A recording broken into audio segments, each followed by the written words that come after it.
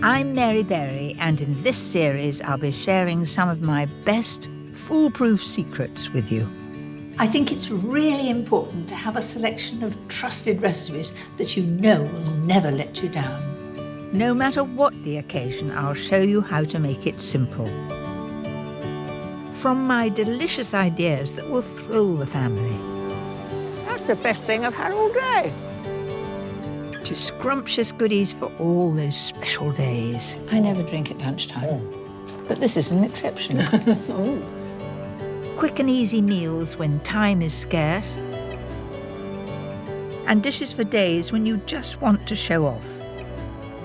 Today, it's foolproof recipes for the glorious summertime.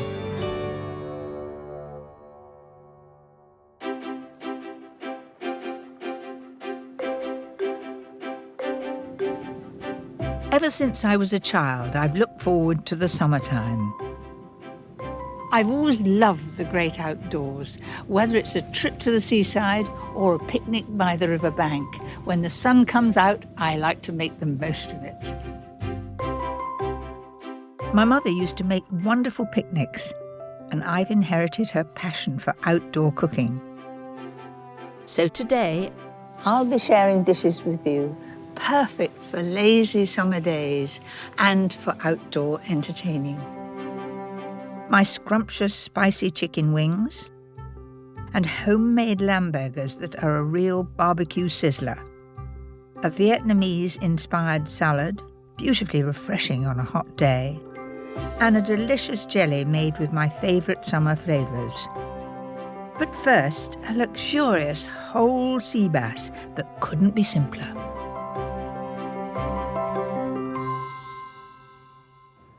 I love to serve fish in summer. It's so beautifully light and it's quick to cook too.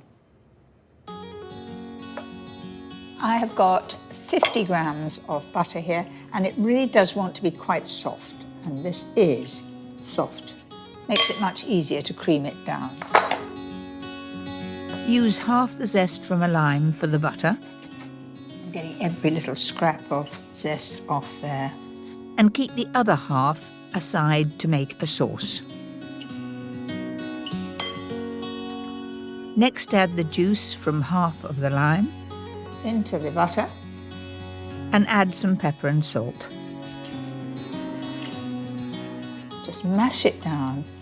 Already it looks quite green because of the zest, but the dill is what makes it. And I'm not going to throw away the stalks. The stalks I'll put inside the body cavity of the fish, and it will add flavour. That looks pretty good to me. So I'm going to put half that aside to go into the sauce, and this will go into the butter. So far, so good, very easy.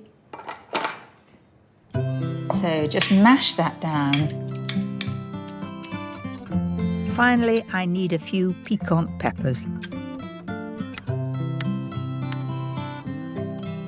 So there's 2 in the sauce and 2 in with the butter. Now, my foolproof hint. Make 3 slashes on either side of the fish. The reason why I'm putting these slashes here is because I want to get wonderful flavour into the fish, and I'm going to put the butter in there, and that will all seep into the flesh and make it very moist and very delicious.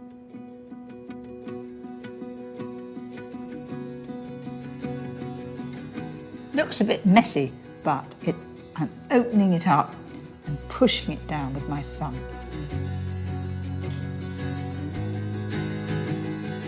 I've already buttered the foil to make sure the fish doesn't stick. And lastly, to infuse it with even more flavour. In go the stalks, and we've got these 2 lime shells. Just squeeze them in there. A bit more juice will come out and add to the flavour. So there's the fish. The normal thing you'd think of doing was get hold of the foil and roll it up and have a great thick bit of foil on top. That's not a good idea because it stops the top of the fish cooking. This is a really good foolproof tip. Fold the foil over so it meets the other side like that. Just turn it over. So keep just turning it all the way around. So I've got a good seal there, a bit like a Cornish pasty, holding it up all the way around so the juices will not come out as you cook. And then into the oven at 180 fan for about 20 minutes while I get on with the sauce. Start with the remaining lime zest, dill, peppers and lime juice. Add a teaspoon of Dijon mustard and a dash of sugar. And 200 ml of full-fat creme fraiche. Then I'm going to put some pepper and salt in there. What could be easier? And that is our sauce. The fish has had 20 minutes. Time for all those lovely flavours to sink in. And when I open it, there'll be a flowing, wonderful buttery juice. There it is. I think it looks magnificent and so simple to do. 1, 2, 3, like that. These are the buttery juices. Just pour it back into those cracks that it came out of. Then the sauce.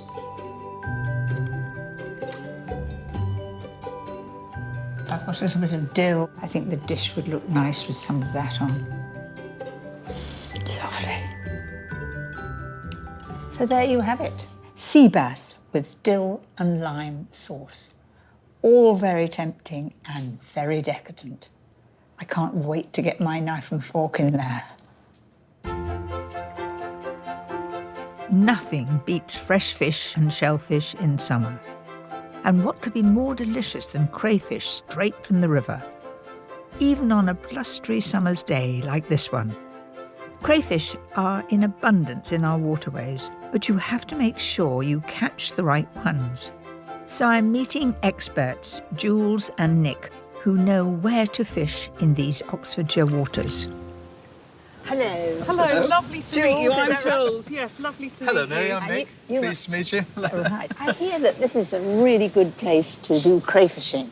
It's a fantastic place to catch crayfish. I mean, I'll put out maybe only 4 or 5 nets, and overnight we can pull in 5 or up to 7 kilograms of crayfish in one 24-hour session. So 7? That's 7 bags. it's a lot, yeah. 7? Yeah. They work like lobster pots. The crayfish are attracted by the bait. They walk up the net, through the hole, fall in, and they can't, because of the shape of the net, they can't get back out again. You need a license to do this, though only fishing for American signal crayfish is allowed. This is because they're considered pests, almost wiping out our native white-clawed crayfish since being introduced in the 1970s. So the more we can catch, the better.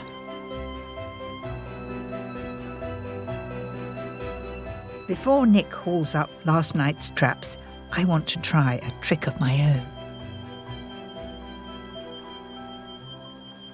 I've just got a stick, string, some stones to weight down my bait, and I'm going to see how I'm going to get on. You never know. Might be my lucky day. Nick, I'm on my way. I'm being very careful. What do you think? It's fantastic. I'm dying to see if this actually works. So, crayfish, come along. That's perfect. How long do we have to wait? As long as it takes. No, not yet. There you are, look. I'll cast again. But do they know that there's the most tastiest bit of bacon for them to come? But of course, maybe we shouldn't be talking. You know, true fishermen who are on the side of a bank, Or stamping. they tell you you're not to shout or make any noise, so perhaps they're being put off by us chattering away.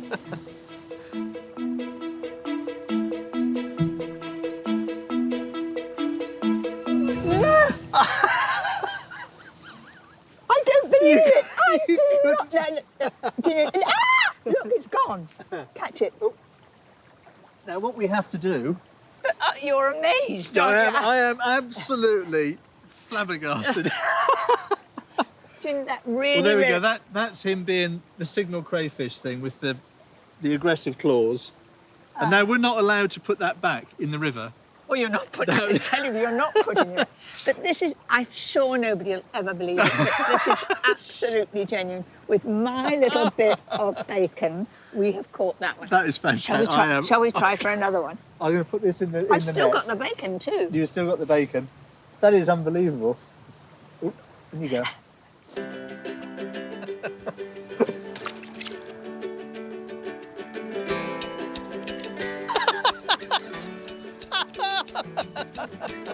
What a prize! Fantastic. I can't believe that's 2 Two. in less than 10 minutes. You don't need any of your fancy kit. I'm going to give up on nets. So the pressure's on me now. That is amazing.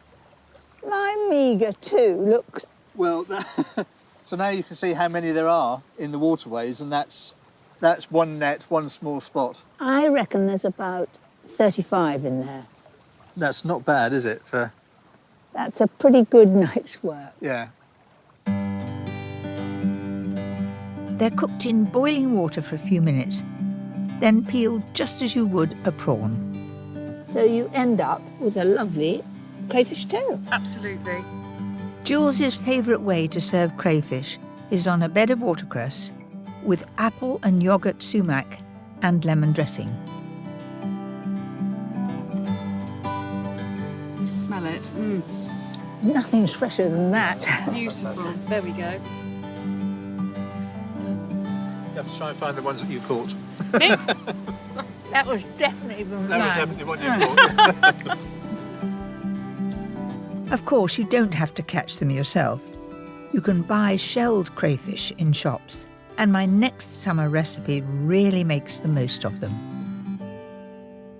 Sometimes we get a bit tired of just the green salad, the tomato salad, the rice salad. This one is quite different. It's a rice noodle salad inspired by aromatic flavours in Vietnamese cooking. Start by preparing the noodles as it tells you on the packet. There's nothing more foolproof than that. Next, grate 3 centimetres of fresh ginger. And I love fresh ginger. I mean, I've grown up with dried ginger, just to use in ginger biscuits and things like that. And so very excited when fresh ginger came along. That's it, that's just about the right amount. De-seed and chop half a cucumber. Add a finely chopped chilli, a finely sliced carrot and red pepper, and then a clove of crushed garlic. Into that go 6 sliced spring onions. And you don't need to blanch them, do anything with them, but just drop them in. And a couple of handfuls of fresh herbs. I've got mint here, and you just need to chop it just before you need it in a salad, because if you chop it all ahead, it goes black.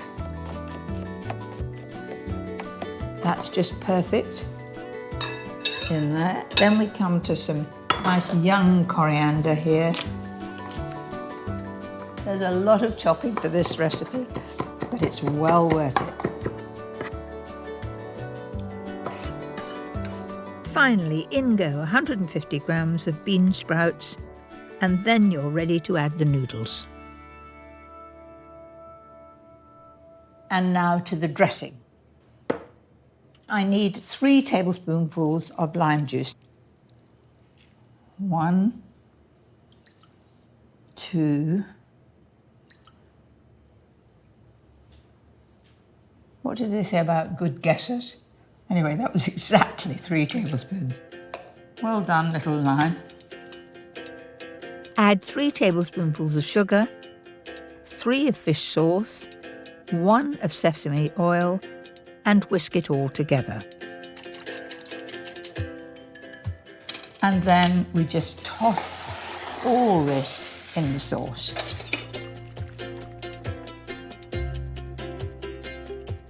every scrap going in, and then start to turn it so you get all those flavours.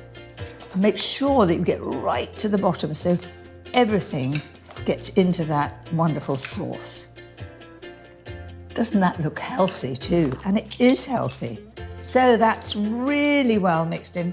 I can't wait to taste it and get it in the dish, so here goes.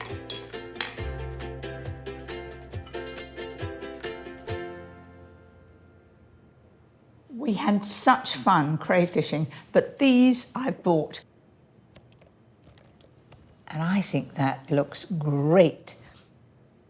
This salad is absolutely foolproof as long as you measure carefully the dressing ingredients, because that's what gives it its flavour. This dish is great on its own, but it's also perfect for a summer barbecue. I'm a great fan of outside cooking, and I have learnt how to avoid those burnt offerings. These are 2 foolproof dishes guaranteed to go down a storm: minted lamb burgers and smoky Texan chicken wings. The secret of a good barbecue is to prepare everything ahead.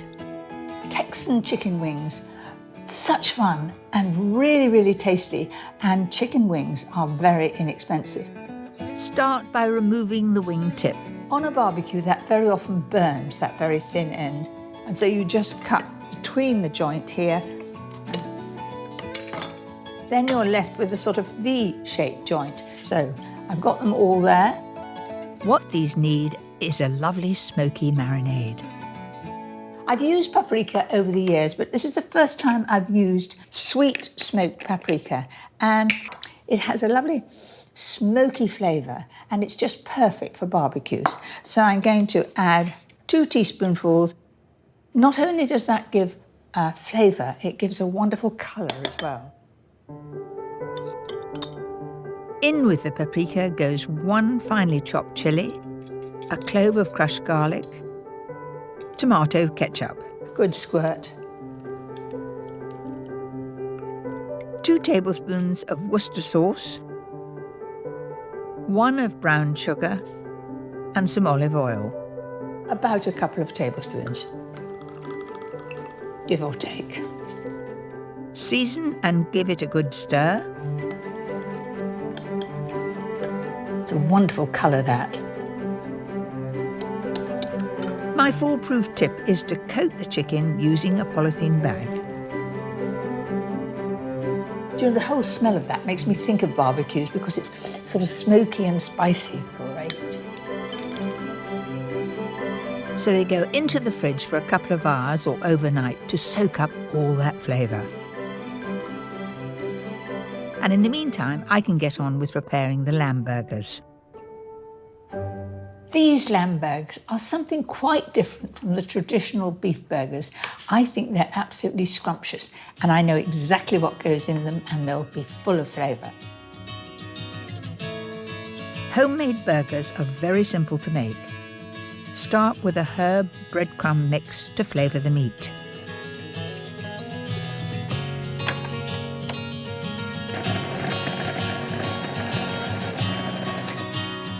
That didn't take too long, did it? It may not be your choice to put coriander in. You can leave it out because the main ingredient is mint. But I think mint and coriander go well. And pop that in there. Then a generous 2 tablespoonfuls of mint sauce. Yes, the sort you buy in a jar. Next, add 1 roughly chopped red onion and a clove of crushed garlic. Give it a quick whiz, but my tip is to make sure the mixture doesn't get too wet. I've got 500 grams of minced lamb. Now that would be minced shoulder of lamb, and as you can see, it's fairly lean. So all this wonderful flavouring things are going straight in there. Add a little seasoning and then work the mixture together. Nice clean hand going in. Actually, I am going to shape them with my hands anyway, so. A bit like kneading bread. And the one thing you can't do is over-knead this. Once it's mixed well, you simply divide it and shape it into burgers.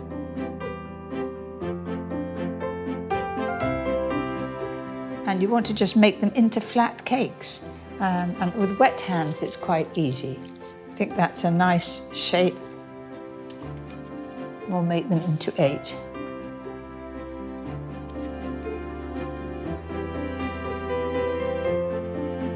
A barbecue isn't complete without something on the side, so I've made a simple tomato relish. As well as the tomato relish, I'm going to make a mint mayonnaise. What could go better with lamb than mint?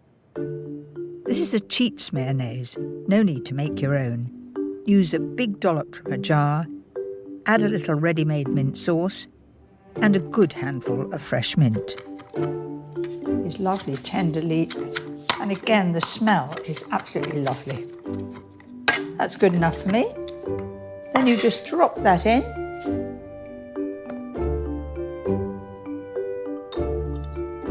You can do all this the day before and keep it in the fridge ready for when you need it.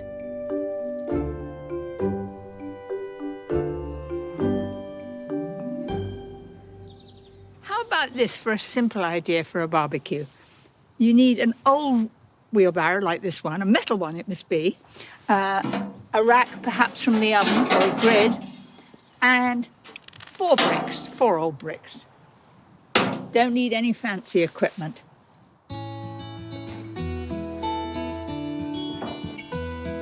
My first barbecue memory was in 1973 when the children were little.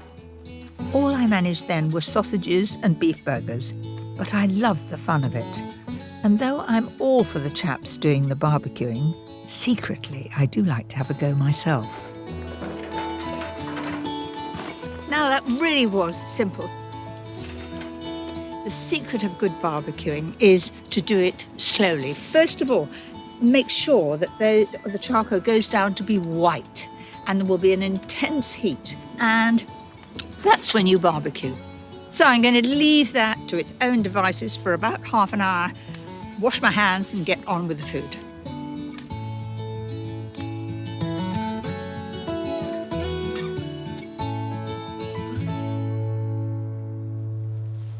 So there are my lamb burgers and the Texan chicken wings. I like to have a few veg on the barbecue too, and we've got some overgrown courgettes. So all I do is just split them in half. And they do jolly well on the barbecue. They want to be done very slowly. Bit of pepper on top. That's it.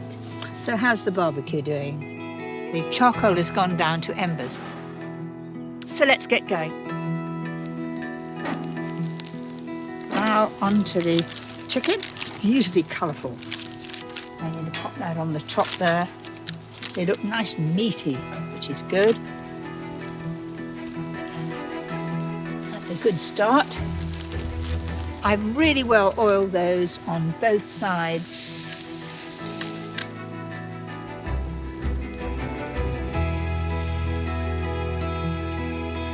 Let's turn these burgers over. Just the perfect colour. And that's how barbecuing should it be. It should not be charred. It should be just that lovely colour. So how's the chicken doing? Oh, that looks just about right.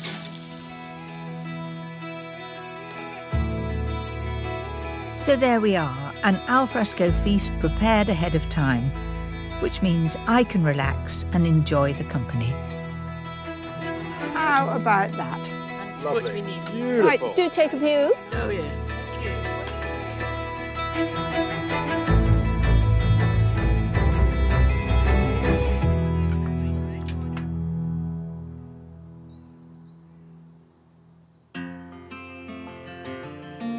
My final recipe uses one of Paul, my husband's favourite summer treats, homemade elderflower cordial, Here we are, nice cold drink. in a refreshing lemon and elderflower jelly.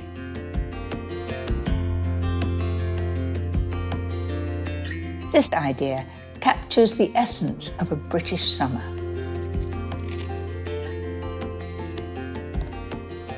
To To make a cordial or syrup is not difficult. I'm starting off by making just a little bit of lemon syrup to add to my elderflower cordial. Add the juice of 2 lemons to the rind, pour in 100 ml of water and 75 grams of sugar. I'm just going to heat that up slowly to dissolve the sugar and infuse the lemon zest. It's the outside, the bright yellow, that gives a lovely flavour to it.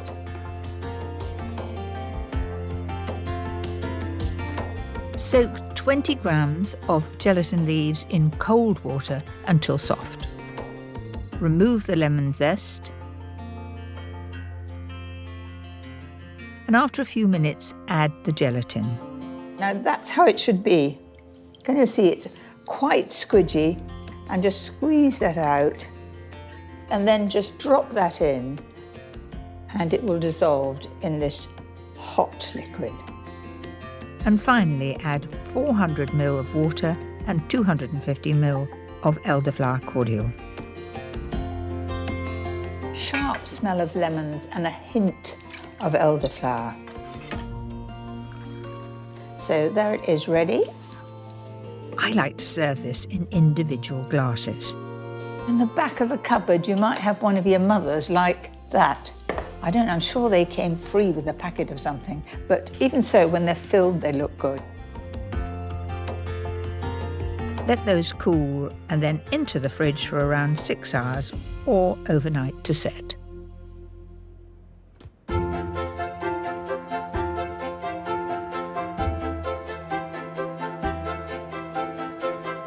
I'm going to finish them off with another summer favourite of mine. Fresh strawberries tossed in icing sugar. Gives them a lovely shine too. And add those to the top with a dollop of whipped cream. Blissful. Oops. Here you are, darling, a treat for you. Thank you very much indeed. That's very nice. Great treat. Are they our strawberries? No. No. It's very nice anyway. It's turned into a perfect day. I could get quite used to this. It's very nice. Next time, my foolproof dishes for days with the family. That's the best thing I've had all day. What do you think about it, crew? Very nice.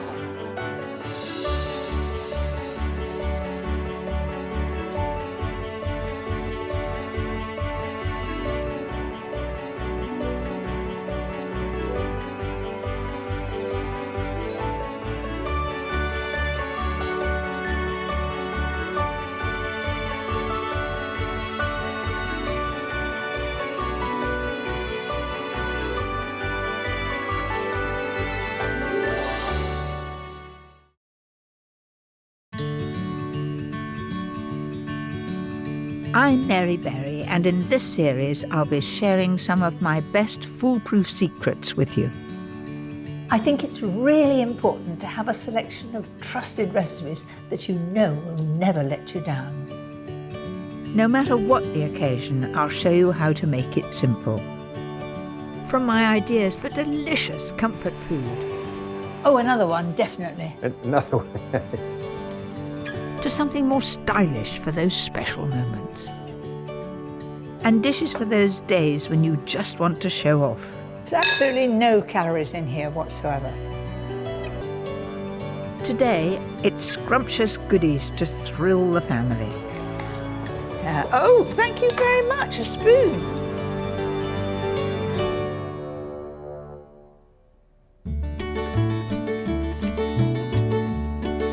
For years, my home was the centre of our family life.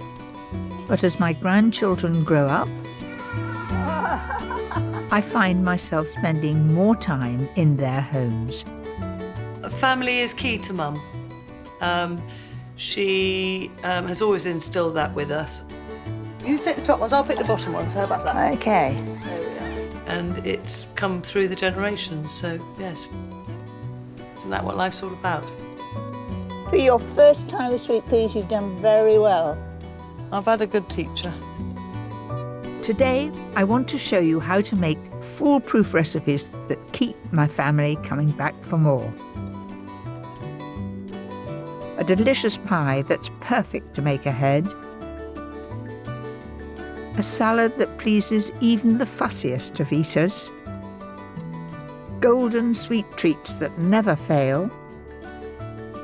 A foolproof Sunday lunch that the whole family will love, with a Cheats ice cream and a secret that's guaranteed to please. But first, a simple and easy bread that everyone can muck in with.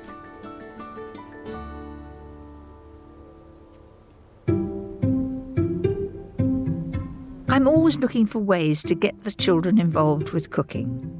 And flatbreads are the perfect thing, especially for my youngest grandchild, Atalanta. Flatbreads are so easy. It's just yeast, flour, a little bit of salt, water, dash of oil. Measure 175 grams of strong white flour, along with a pinch of salt and a teaspoonful of dried yeast. So I'll just mix that together. Oh, thank you very much, a spoon. Can you stir when I put the water in? Okay, stir away. Very gently, because it'll go all over Granny. Gradually pour in 150 mils of water. It's coming along, isn't it? Have you made cakes as well? Mm-hmm. Which is your favourite cake? I don't know. You don't know. Do you like making bread, Atty? Do you? Is it nice having Granny Coco here? Yes? It's fairly sticky. Let's just put a little drop more in. Get a good rise from it. Now look, that's nice. And really a little bit on the wet side, which makes a good dough. I put some flour on the table and knead it. Can I try, by the way? By the way, you can try. A good trick is to flour your hands first. Rub your hands together. That's it. Now, would you like to knead this one? There you are. Off you go. When I was a little girl, I used to sit here just like you, and my mummy, who is Granny, used to make pizzas with me and bread and biscuits. Can we have some more flour for us here? Yes, Atalanta. Now your hands. Rub your hands. Wait a minute. Rub your hands together like that. Granny's got a magic way of doing it. To make these flatbreads extra special, we're mixing in some parsley and basil. But you can use any herbs that you like. And just go on working it. And if you want, you can put a bit of oil in it, enriches it more. So just knead that in. There we are. Pop it in the bowl.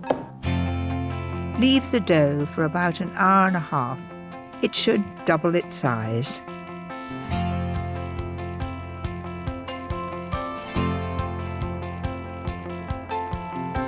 Flatbreads are so much fun for a family outdoor adventure. Everyone can make their own. Here we are. There's one for you. Of course, you can cook these indoors too. Just heat a little oil in a pan and cook for about 4 or 5 minutes until lightly browned on each side. That one looks good. My family love to fill them with cheese, ham, sun-dried tomatoes, spring onions and sweet corn. The flatbreads are delicious. They're so crispy on the outside, and the idea of splitting them in half and packing as much as you can get in, I think they're really enjoying it. That's the best thing I've had all day. What do you think about it, crew? Very nice. I've been cooking with my granddaughters, Abby and Grace, since they were small. This delicious chicken pie is perfect for their more experienced hands. So let's get on with it. The first thing we've got to do is to cook the chicken itself. You need to poach 6 skinless legs in 300 ml of chicken stock and 200 ml of white wine. It's no good saying use leftover white wine because there's never any left in our house, especially when your mummy and I are together. Season, add a chopped head of celery and a few bay leaves. On with the lid. And cook at 140 fan for about 30 to 35 minutes. Let's have a look. Now that should come away from the bone. There you are, it's pulling off very nicely. Strain the stock, then it's time to make the unctuous pie sauce. Fry 7 slices of smoked back bacon in a dry, non-stick pan. And that will all add flavour to the sauce. Smoky. Smoky, does it smell of breakfast? Yeah. When the bacon is nice and crisp, add a large chopped onion and cook until soft. Thicken with a good knob of butter and 60 grams of plain flour. The secret for a smooth sauce is to sprinkle it in so all the bacon and the onion is really well coated. Go on stirring till you can't see any flecks of flour. Then we add the stock. That's it. And don't add the rest of the sauce until it's one thick consistency.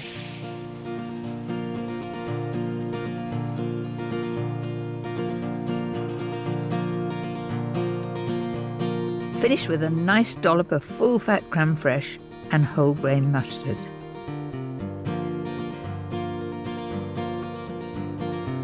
Pick the chicken off the bone and add along with the celery.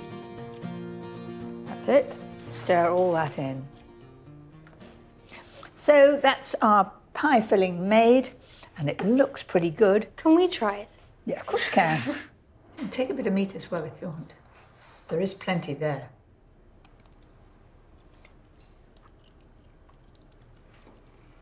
It's really good. Now for the spectacular lattice pie lid. Don't let it scare you. Here's the way to do it. Cut 2 sheets of puff pastry into 3-centimetre ribbons. Abby and Grace are being very meticulous and measuring it exactly.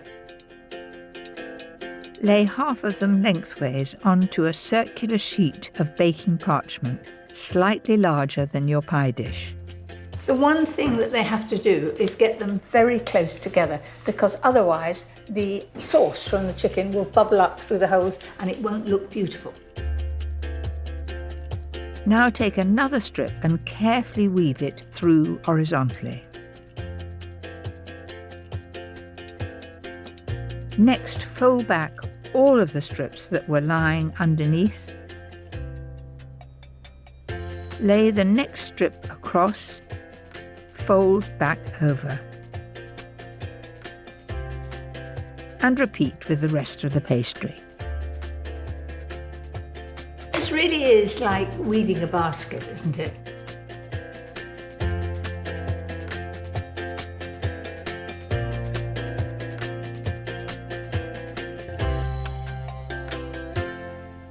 Well done, that looks absolutely perfect and you've done it very quickly. My other foolproof tip is to chill the pastry pie lid for an hour in the fridge. This will help it slide smoothly on top of your filling. Press down with your hands all the way around and then just trim the edge with a knife.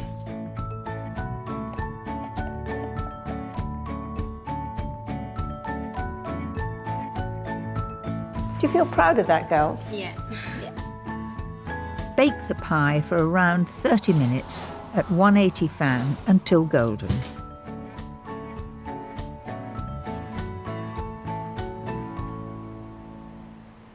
Oh, it's a good colour, isn't it? Lovely. Right. Don't want to drop it, it's very precious. There we are. So what do you think of that? It looks delicious. I can't wait to eat it. Good. So we just pop that there and then take some of this chicken. It smells so yummy.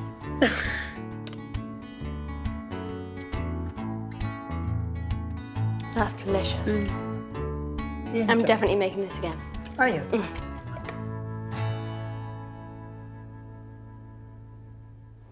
Do you like them as flat as that? Sometimes my family prefers something light and scrumptious. And the one dish they always request is my delicious tuna salad. My salad is sort of first cousin to a niçoise salad. There are certain things that I absolutely love, and they're avocados. I'm putting those in. And I've got a wonderful lemon mustard dressing too, which is something that goes so well with tuna. Everybody loves crunchy croutons, and I like to make my own. I don't like them too big. I think the smaller ones are nice. Also, you get more crisp edges. My secret to making sure they always work is to pop them into a polythene bag with some olive oil. Just drizzle it over. Good pinch of seasoning and a good old shake. As you can imagine, it really coats every surface. If you try and do it in the pan, you end up by having far too much oil. Then simply fry the cubes in a hot, dry pan. Don't burn them, it's as easy as winky, especially if you do them in the oven. Those look pretty good to me. Off with the heat. The secret of a tuna salad, I think, is the dressing, and I've got a cracker of a dressing here. Whisk 8 tablespoonfuls of olive oil with 2 each of whole grain mustard and runny honey, and 3 of white wine vinegar. And the other ingredient in the dressing is the juice of half a lemon. I don't have the muscle that all those chefs have. They just catch hold of it, don't they? And they go, and somehow or other, all juice comes out. I do that, and very little comes out. So I use a lemon squeezer.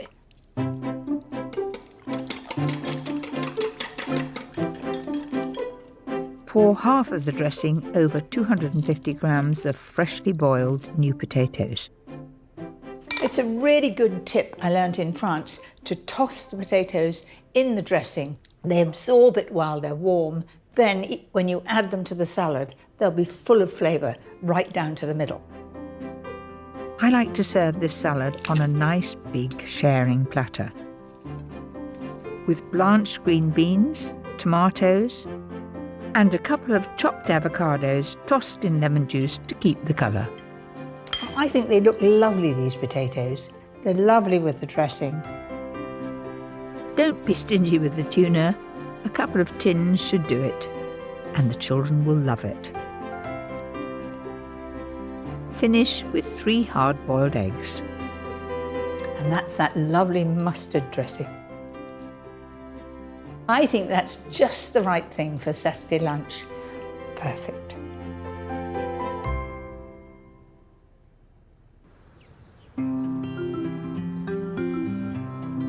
My grandsons, Hobie and Louie, love looking after all their ducks. We have 5 Indian runners and 2 cooling ducks. The Indian runners are the brown ones. And how many eggs do you think there's going to be here today? I'll count them. 1, 2. Right. But now and again I can drag them into the kitchen. We've got 8 now. 8 now. Well, come on, we'll take them back to Mum. Especially when it's a recipe that will satisfy their sweet tooth. My coconut and cranberry energy bars. Let's get cracking. Heat 100 grams of syrup. What are we up to, Hobie? 95. 100. Well done.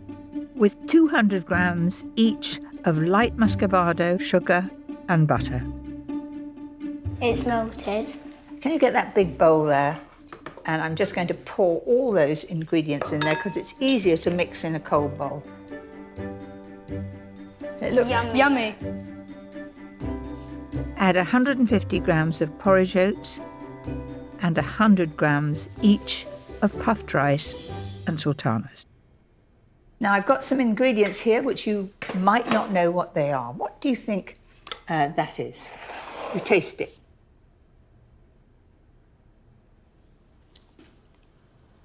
I know what it's called, but it's on the tip of my tongue. Coconut. Well done, It's well done. coconut. That's coconut. So we've got 50 grams of coconut. Pop that in. And then some people grow this plant and it grows rather tall and it's yellow. Is it poisonous? No, otherwise I wouldn't be putting it in. Sunflower. Well done, it's a sunflower. Now just taste one of those so you remember what it is. So put sunflower seeds in. You'll need about 50 grams along with the same amount of dried cranberries and then give it all a good mix.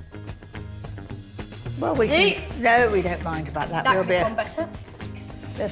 there's plenty of people to taste it.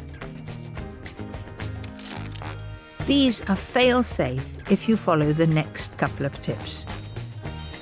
It's important to compress it so that all the air is out, so that when we cut it into squares, it doesn't all fall apart. Also, chill the mixture for at least an hour, Voila. and it will make slicing so much easier.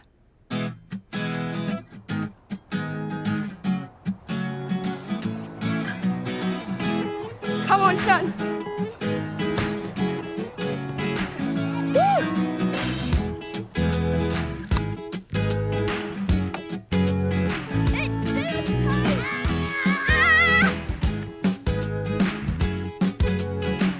There, we've got a wonderful batch of my cranberry and coconut energy bars. I can hear from the noise outside. They are playing hard. They'll love these. Look what I've got!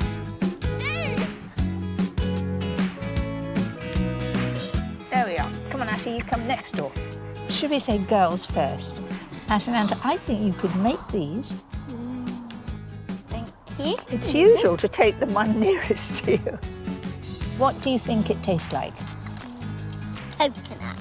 That's right. Really yummy and there's really nice raisins. I've gone. All gone.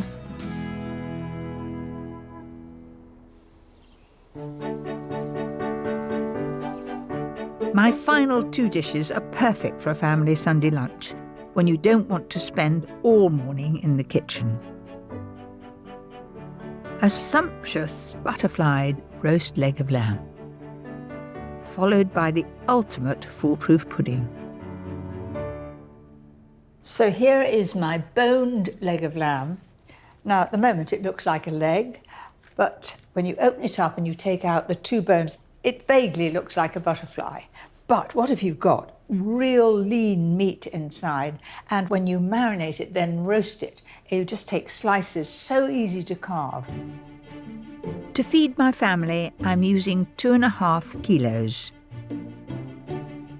What makes this dish so special is the delicious lemony marinade. Roughly bash 4 cloves of garlic and chop up 2 preserved lemons. Preserved lemons, very popular in North African cooking, and they really do instill a wonderful flavour.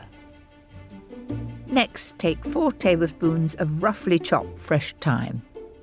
So I'm just going to open up that meat, and I want maximum flavour. If you just take some of the garlic and rub that all over, leaving some of it, and leaving some of the lemons over there like that, some of the thyme. Now, I'm not going to put any salt on that at this stage, but I will put just a little bit of pepper. That's it. Then I'm going to close that up, put it in the bag, and then add the other ingredients right down there. The reason for not putting the salt in with the meat, if I put the salt in, it will bring the natural juices of the meat out, and I'll get far too much bleeding in the bag. Add the rest of the preserved lemon mix along with 4 tablespoons of olive oil and 1 of runny honey. If you get that sort of honey all over the skin with the marinade as I turn it, when we flatten it out to roast it, it just gives a film of honey on the top, and it means that that skin, when it's roasting, will become beautifully crispy brown. So make sure it goes all the way around. And you can imagine that is going to be absolutely wonderful. So that is now going into the fridge, ideally overnight, if not 2 or 3 hours.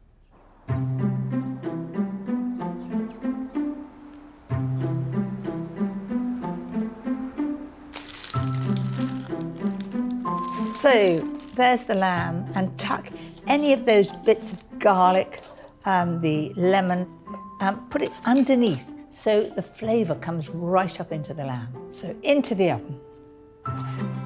Cook at 200 degrees fan for 35 to 40 minutes. What will really bring your lamb to life is the lemon salsa. Mix 4 tablespoonfuls of parsley with 2 chopped preserved lemons, a clove of crushed garlic, and 2 tablespoons of fresh thyme. I've got 6 tablespoons of olive oil to go in there and 1 of honey. Why am I not adding vinegar? Because, of course, a lemon is acid and it's taking the place of the vinegar. And then to make it even more piquant, a few capers. Just a good teaspoon. There we are. Just a little pepper and salt. Then I'm just going to mix that together, and it's a lovely chunky dressing. It's piquant, it's fresh, and very good.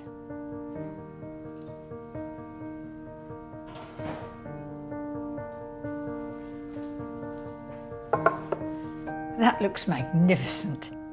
Cover with foil, leave to rest for 10 minutes. This will keep the meat juicy and tender and make it easier to carve.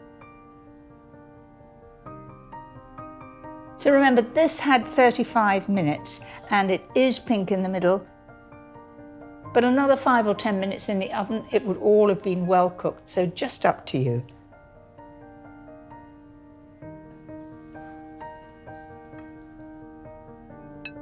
I think the family are going to devour that in absolutely no time and enjoy every mouthful. Now for a truly delicious dessert to finish off the meal perfectly. My family simply love ice cream. They'll have it at any time of the day, and this one is dreamy and simply scrumptious. But good news, it's incredibly easy to make. The honeycomb is nothing to be scared of. Add 4 tablespoons of golden syrup and 150 grams of caster sugar to a deep saucepan and place on a low heat. Then I need to stir that and just do it very carefully until the sugar has dissolved. You'll know when it's done when there's no grit at the bottom. Now allow the mixture to bubble until it turns a golden caramel colour.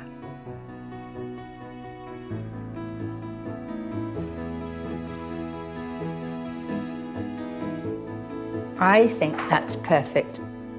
Turn off the heat, add 2 level teaspoons of bicarbonate of soda. 1, 2, and as soon as I stir it, it's going to foam up.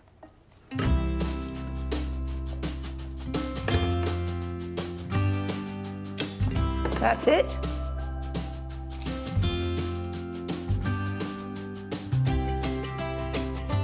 It's almost like magic, isn't it? Don't be tempted to touch it. It is burning, burning hot. While the honeycomb cools, you can get on with making the ice cream. And you don't even need a machine to do it. Whisk 600 ml of double cream to soft peaks. Then add 1 tin of condensed milk. When I was young, we had a den, and if we could get hold of a tube of condensed milk and some bread, we used to make sandwiches of it, and it seems heaven to us. I don't exactly fancy it now. If this isn't foolproof, I don't know what is. So easy. Now for the fun bit. Quite easy, wasn't it?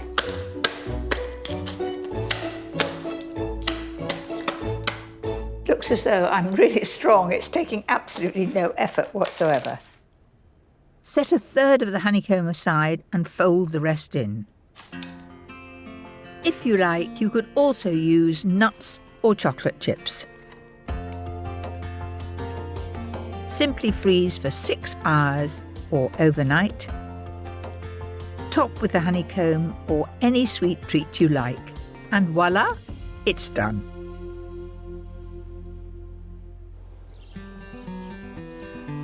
How's your appetite? So there you go, foolproof recipes to cook for the whole family, time and time again. Louis, what do you think about the lamb? It's very good and very tender. There's none on his plate, so he must have liked it. Guess what's for pudding? Hokey pokey ice cream. Correct.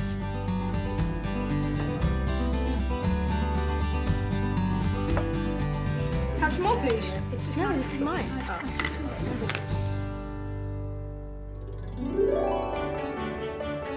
Next time, it's my foolproof recipes for busy days. Maybe I should have chosen a bigger spoon. It really is absolutely delicious.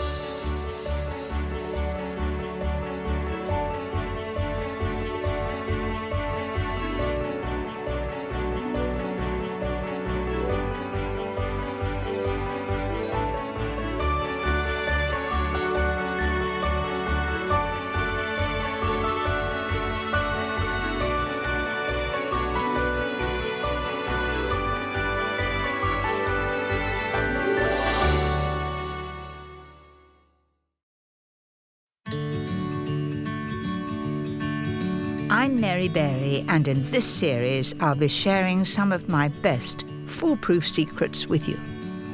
I think it's really important to have a selection of trusted recipes that you know will never let you down. No matter what the occasion, I will show you how to make it simple. From quick and easy dishes, perfect for when time is scarce, It really is absolutely delicious. to scrumptious fuss-free goodies for days with the family, and truly special dishes that will thrill your guests. That looks amazing. Today, it's the best of my delicious, comforting home cooking. Life doesn't get better than that.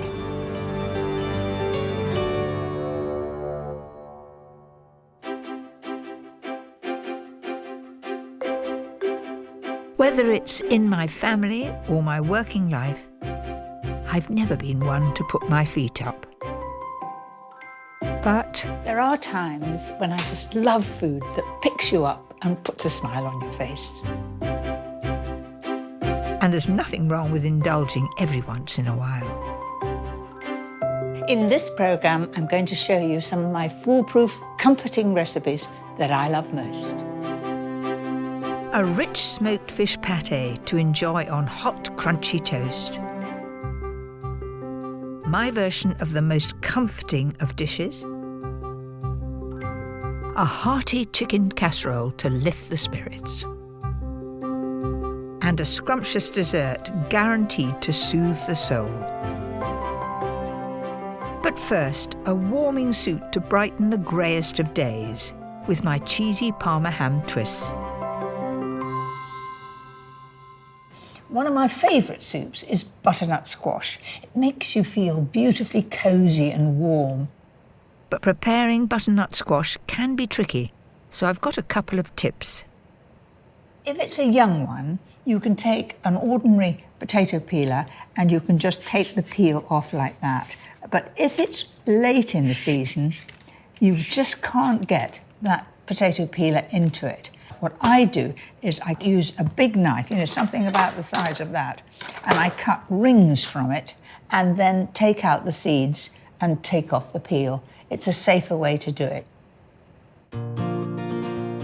Cut into cubes, then along with the chopped red pepper, a large chopped onion, and a couple of carrots, pop it into a polythene bag with some olive oil. So take that and just shake it all about. So tip it all into the tin. Season with pepper and salt and cook at 180 fan for 45 minutes. Roasting the vegetables first intensifies the flavour and I think gives it a bit of a kick.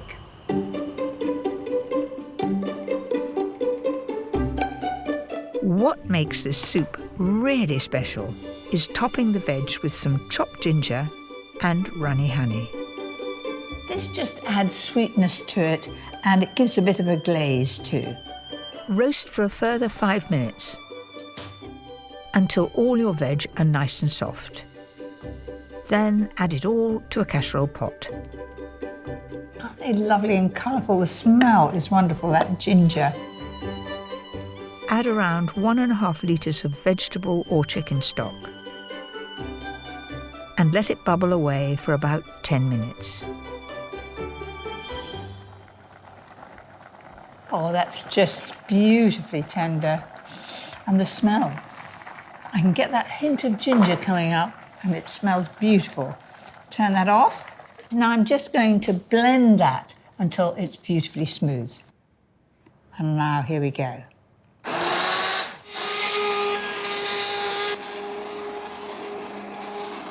If it feels too thick, the trick is just to add a little more stock. That looks fine to me now. And I've got something rather special that I'm going to serve with this soup. Some mega cheese straws. Don't worry about making the pastry, just buy some good quality puff pastry.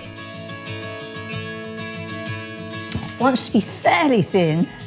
That's about it. What makes these truly flavoursome is a layer of Dijon mustard. I bet you're amused looking at this brush. It is a paintbrush, but I find paintbrushes are more reasonable and you get a nice wide brush. I can do the job quicker. And some delicious Gruyere cheese. I've chosen Gruyere cheese because I like the way it melts down and the whole thing is very comforting. To make these melt in the mouth, press the cheese onto the pastry, then fold in half and start the process all over again. And to make these twists even more appetising, add some wonderful salty Parma ham.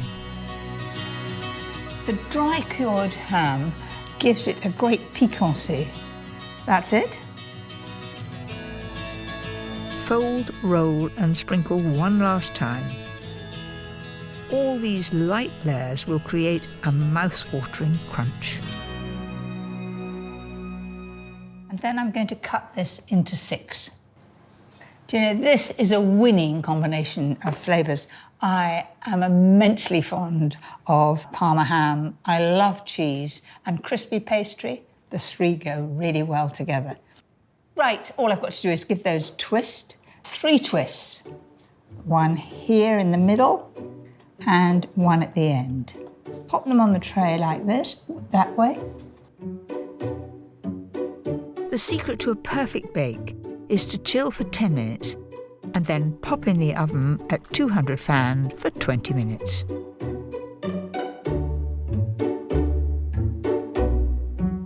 Keep an eye on them. They should be a good colour, a lovely pale golden brown. Then lower the temperature to about 140 just to get them cooked right through so that when you eat them, they're crispy all the way through.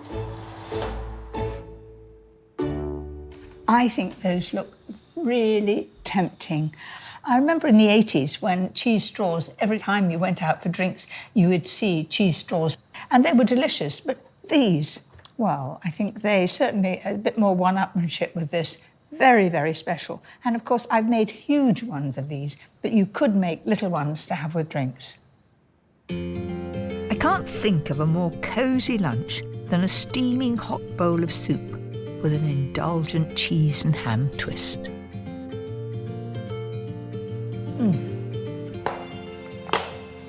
Oh, so good. Next, a comforting dish that's so delicious you won't believe how easy it is to make.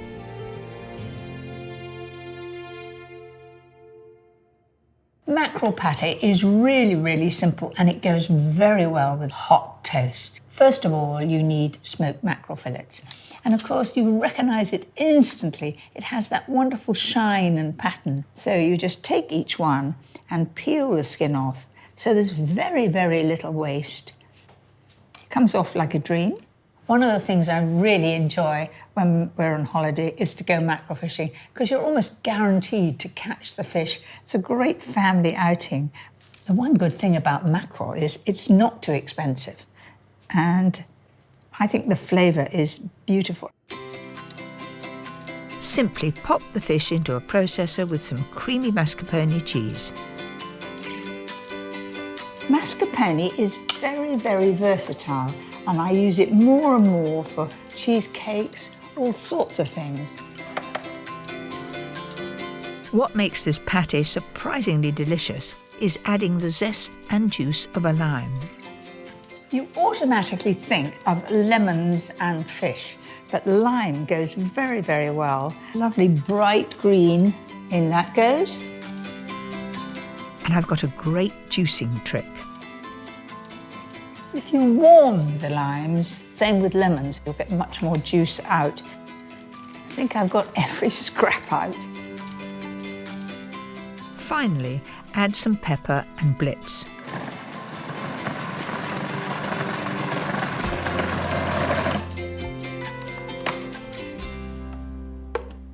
It really couldn't be more simple.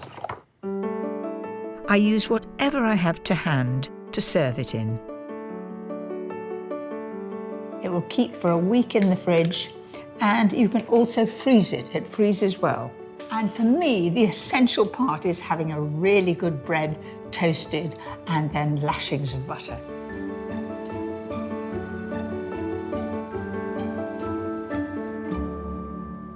This really is foolproof. You can make that patty in 5 minutes. So that surely must be worthwhile when it tastes as good as this.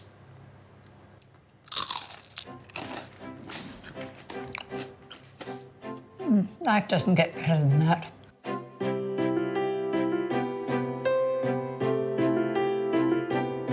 My husband Paul and I have been married for nearly 50 years, and we both love nothing more than a cosy evening at home in front of the fire.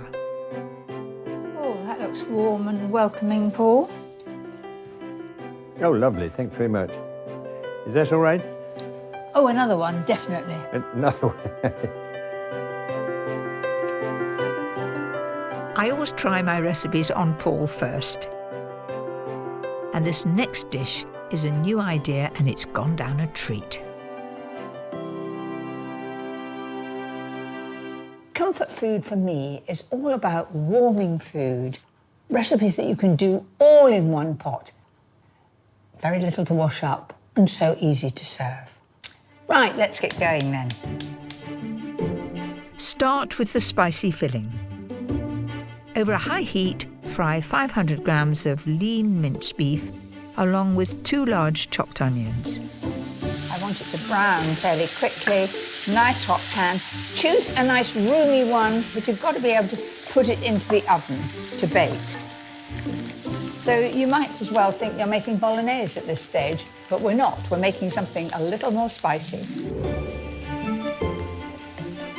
Once nicely browned, stir in a couple of cloves of crushed garlic and a finely chopped red chilli. Then we've got 1 red pepper, which I've just cut into cubes. And add a couple of cans of chopped tomatoes. So just mix that in. It's a lovely, colourful mixture, that. Now for the fragrant ground spices. A tablespoon each of coriander and cumin, 2 of my favourites, followed by some tomato puree. So, a little pepper and salt. And I'm going to put that in the oven at 140 fan for about an hour.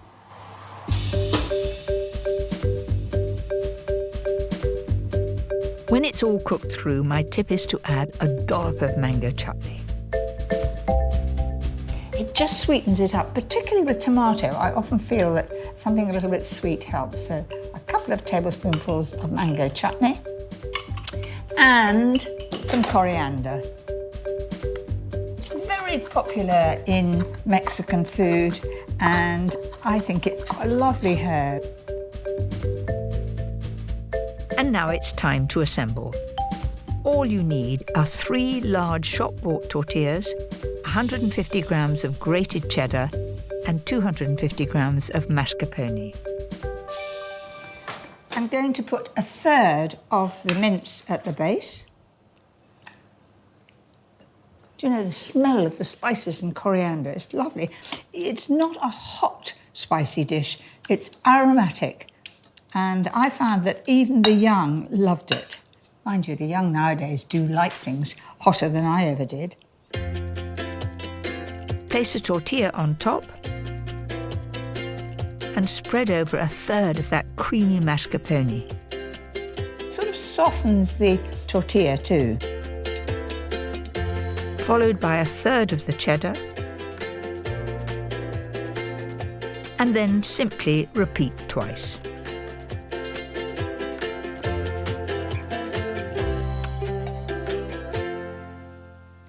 So that's ready for the oven. It'll go in at 180 and it'll take 30 minutes to really heat through till it's bubbling and a lovely golden brown on top.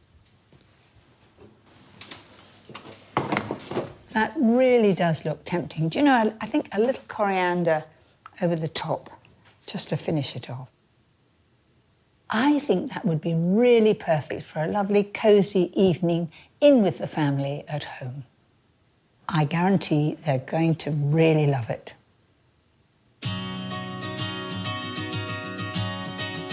For me, there's one ingredient I use more than anything else when I'm cooking up something comforting, and that's garlic.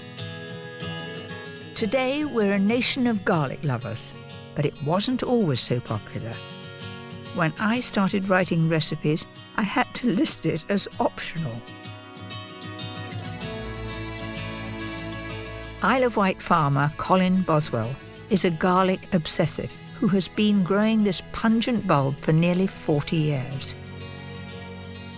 What did your pals think of you growing garlic in the 70s? A complete joke. And it's only as people like M&S started to do a lot of garlic bread and chicken Kiev, and people started to say, oh, maybe he's got something right. Colin's so passionate about garlic, he's travelled the world on a quest to find its source. I've been on a search for the mother of all garlic, the original garlic, which I think we found in Kazakhstan and also on the Turkish-Iraq border. To me, garlic represents one of the most powerful things in nature. It has a power and an intensity in it which ancient man understood much better than we do. The farm produces a staggering 100 tons of garlic every year, and they grow over 40 different varieties. The elephant garlic is big, sweet, people like because of the size, and if you just take a clove and go like that, you could have a little bite of that. That tastes more like a strong leek than with a garlic flavour. Who are you kidding? It tastes exactly like very strong garlic. This is black garlic. It's been cooked for about 40 or 50 days. And what you end up with is this black, unctuous It looks like tapenade from here. It does. There we go. It's sweet. It's incredibly sweet. I wouldn't know that was garlic. If you've got sourdough bread that you'd cooked on a griddle and you spread that across, it would be divine. Yeah. Colin's whole family work on the farm. Not only do they grow garlic, they also smoke it and love cooking with it in a huge variety of ways.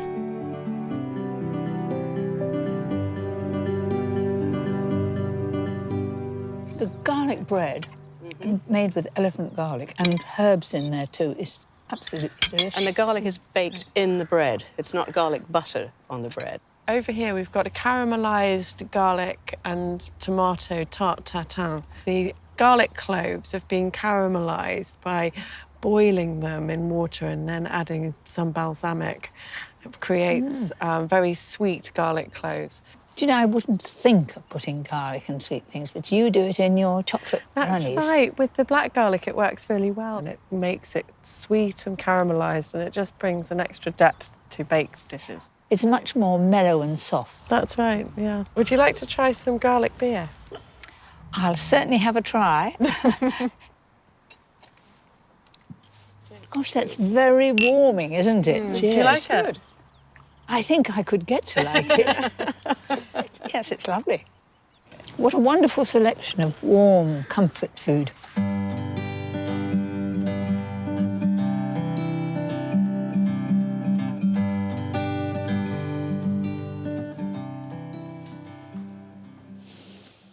I'm very proud of this.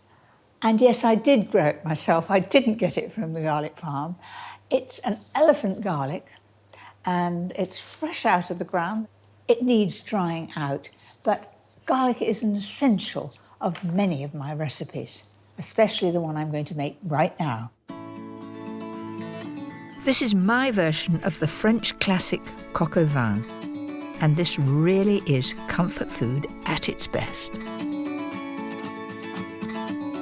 Take a big bowl and put 2/3 of a bottle of wine. It doesn't have to be special, but it does give good flavour.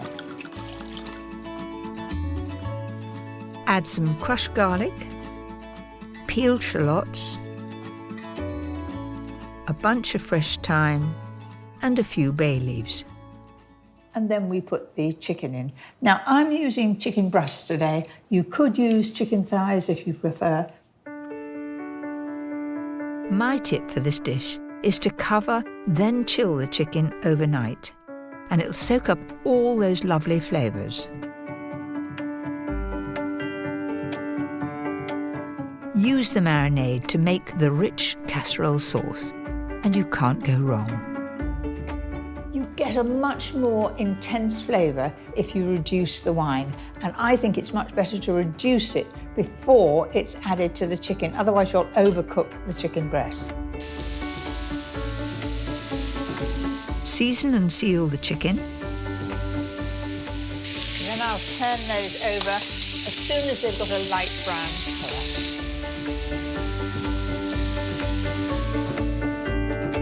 Once the chicken's done, time for some delicious smoky bacon.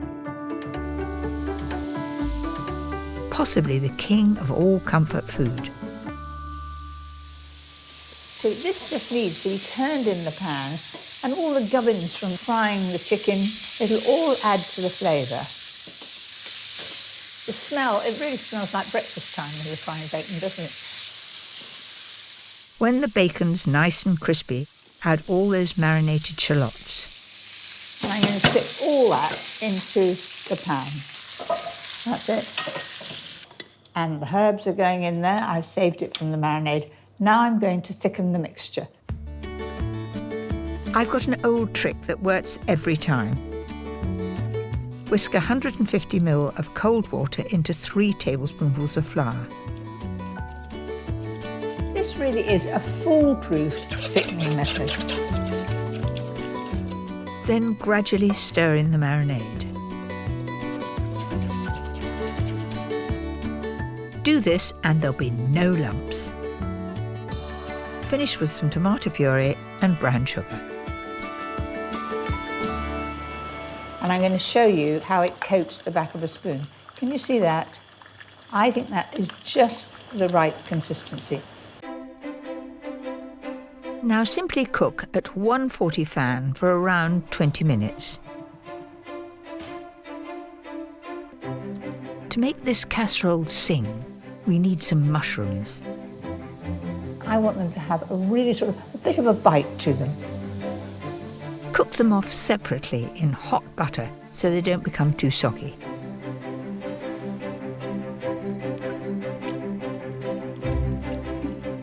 I think that looks really great.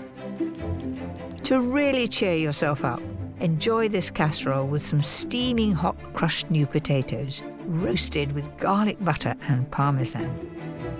Delicious. So there you have it, my garlic and herb chicken casserole. It really does raise the spirits.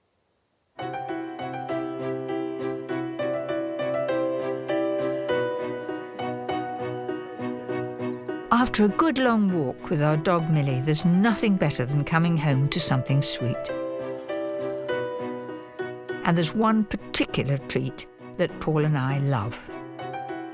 Both our mothers used to make it, and it never fails to bring back happy memories. First of all, the caramel. Now, some people find it difficult, and usually it's because they've used a non-stick pan and it crystallises. The trick is to add some water to a stainless steel or aluminium-based pan and dissolve the sugar slowly, stirring. And then I've got 175 grams of caster sugar. In that goes. And keep the heat fairly low until it's totally clear. As soon as it's nearly caramel, it'll become totally silent. But now listen, very noisy.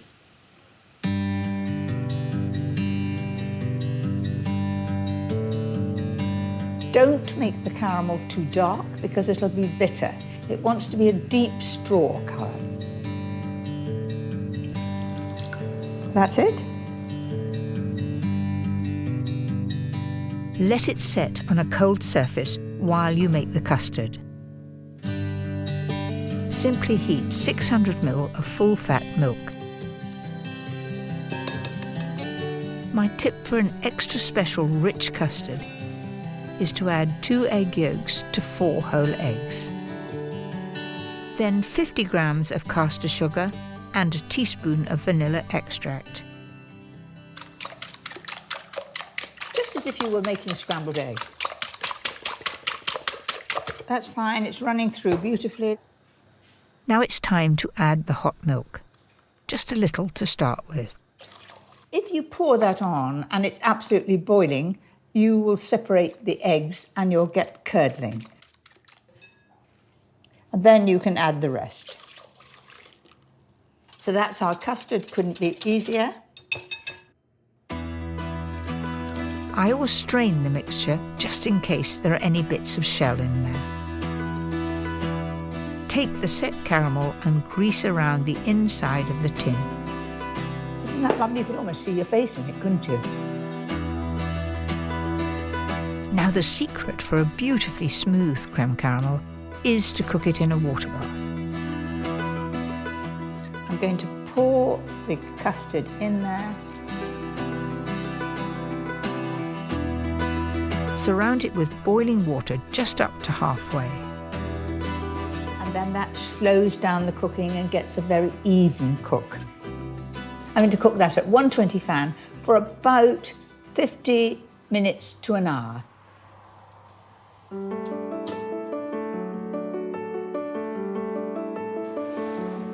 Once cooked, leave it to sit in the water for about half an hour. Then take it out to cool even further and chill overnight.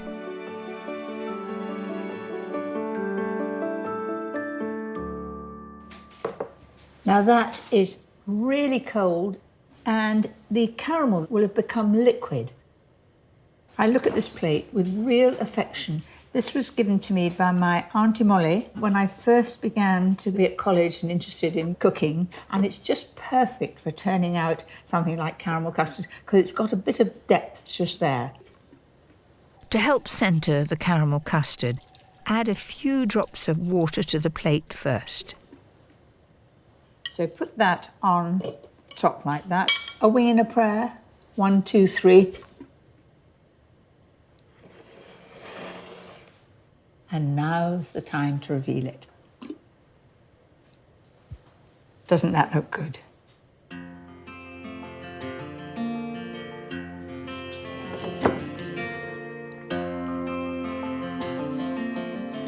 Is it as good as your mother's? I would say it's almost as good as my mother's, yes. Everything that your mother made was even better, but there we are, that's the way of the world. So there you go, comforting recipes to lift the mood and enjoy time and time again.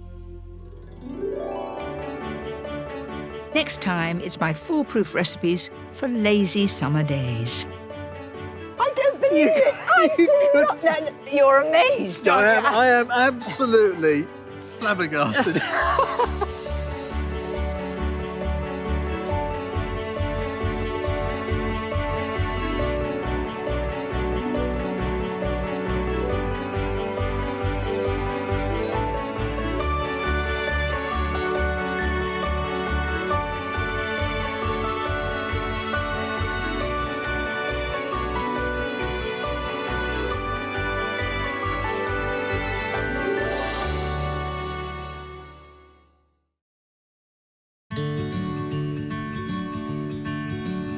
I'm Mary Berry, and in this series I'll be sharing some of my best foolproof secrets with you. I think it's really important to have a selection of trusted recipes that you know will never let you down. No matter what the occasion, I will show you how to make it simple. From my delicious ideas for lazy days, Here are darling, treat for you. I could get quite used to this. Very nice. to moments when you need a little comfort. Life doesn't get better than that. And stylish treats to delight your guests. Today, it's foolproof recipes for those days when you're simply run off your feet. Maybe I should have chosen a bigger spoon. It really is absolutely delicious.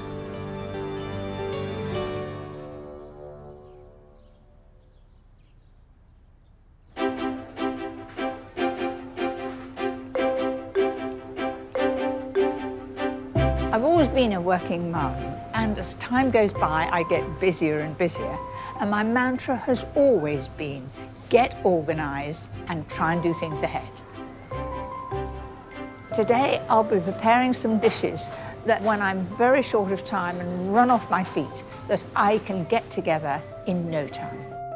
A rich and elegant one-pot wonder. My delicious fail-safe that feeds the family in minutes. A hearty favourite you can prepare ahead, and an effortless pud that is unbelievably good. But first, it's my scrumptious store cupboard standby. Chopped tomatoes are perfect for busy people.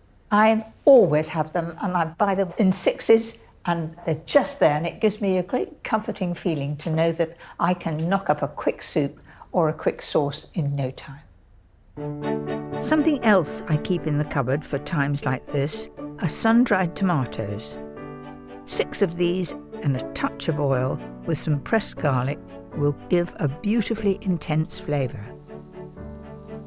Then add 3 cans of chopped tomatoes.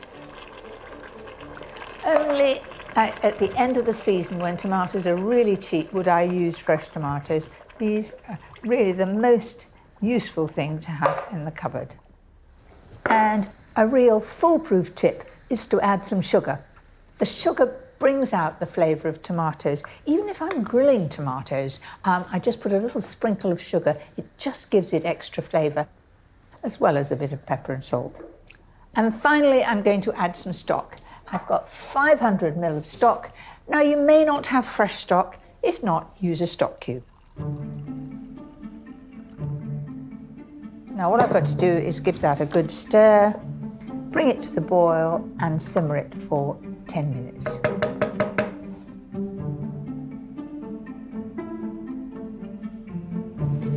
Then give it a quick blend until it's beautifully smooth. That's it. I've managed to get none of the tomato on my shirt. Some milk and double cream will make it lovely and rich. If you want it less rich, put all milk in. If you want it very rich and special, all cream. Look at that colour. It's most tempting. Maybe I should have chosen a bigger spoon. It really is absolutely delicious. To finish, a generous swirl of fresh pesto. So there you have it, my 10-minute delicious tomato soup, all from ingredients from the store cupboard. Perfect for a busy day. That's just so quick to make. But if you have lots of hungry mouths to feed, there's another foolproof favourite that always springs to mind. I can remember, sort of back in the 60s, when pasta was something quite different. People were a little bit shy of it. You think how often we have pasta now.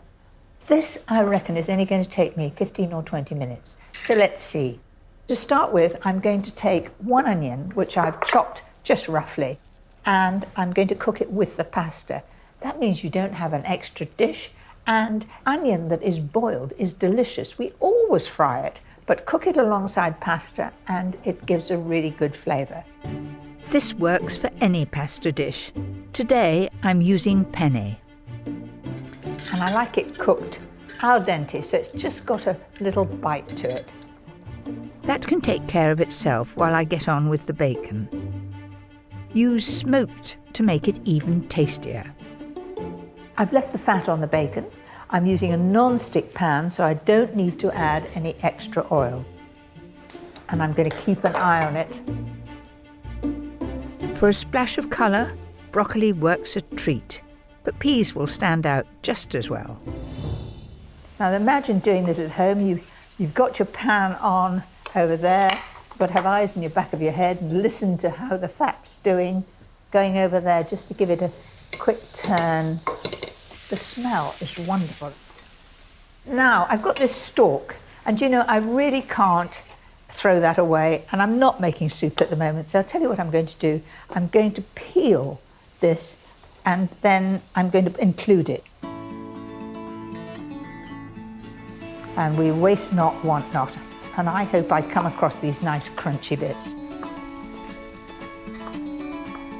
That's it. Let's have a look at that pasta.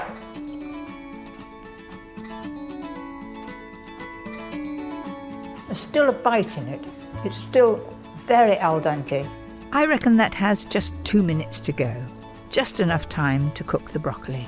All in one pan, saves on the washing up.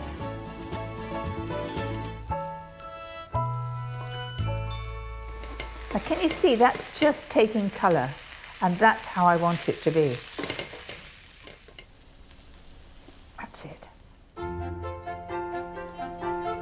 A clever way to keep the broccoli vibrant is to give it a quick rinse in cold water. Now add the pasta to the bacon so it can take on that lovely smokiness. I love the bright green of the broccoli and then the little sparkling jewels of tomatoes. Already that's looking special, isn't it? Bring it all together with a carton of basil pesto, shop bought of course, when time is tight. It's a matter of getting everything really piping hot, but it does look so tempting. All these lovely colours. Now you think this has got no sauce to go with it. It's all done in 2 pans in a very short time. A scattering of toasted pine nuts and Parmesan shavings finish it off. So there you have it, my express bacon and pesto pasta. Perfect when you're in a hurry, and a lovely dish for the family supper. Maybe just look at Laura. I'm so grateful that my days are very busy, and they have become even more so over the last few years. So this is for Holly, happy 12th birthday, and Alice. I try to keep on top of everything, and I have my lovely assistant Lucy to help. Yeah? But when I feel the need to unwind, there's one recipe perfect for slowing things down. Now, fennel, you either like it or loathe it, but I'm going to make you love it. And I'm going to cut it into small dice. If it's in too big a pieces, it won't become tender. So there it is. Some people take out that middle a bit there, but I'm not going to. I find there's no need, and it becomes a little more crunchy than the outside.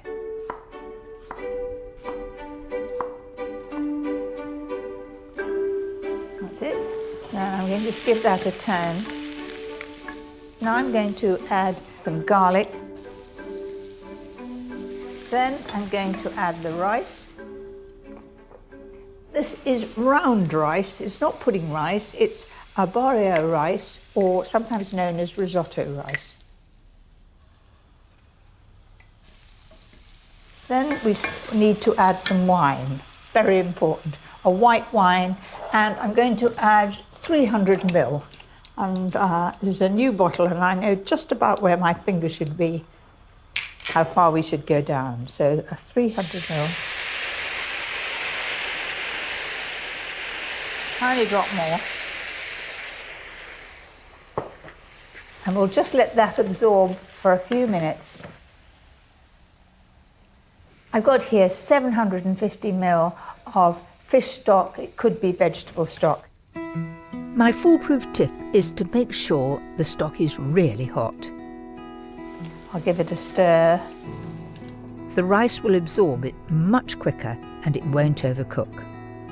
It is important to add it little by little, and the total time from when you start adding the stock, it will be about 20 minutes. Slowly, carefully, and make sure it's all absorbed. This is the bit I find very relaxing, perfect after a busy day. Now, can you see now that's thickening up?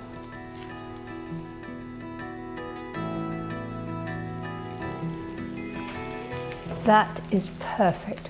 There's still a little bite into it, but I've got other ingredients to add and it'll need a few more moments longer. Some peas, lemon juice, and for that touch of class, generous chunks of succulent salmon. But you could always use prawns or chicken if you prefer. Now you'll notice that the salmon is at once changing colour from that shiny pink to an opaque pink. And it takes no time to cook at all. For sheer luxury, add 3 tablespoons of creme fraiche and some grated parmesan. And finish with some fresh tarragon. It's just the right consistency. You can see that it's sort of creamy, and I'm keeping the fish whole.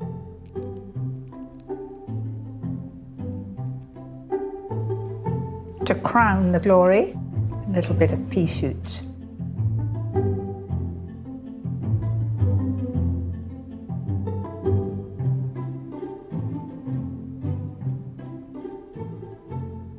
You know, there's plenty of body in the middle of that rice. It's just cooked. It's lovely and creamy.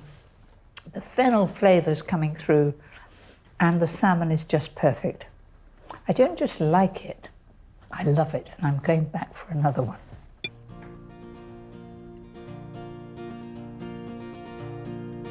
Not bad.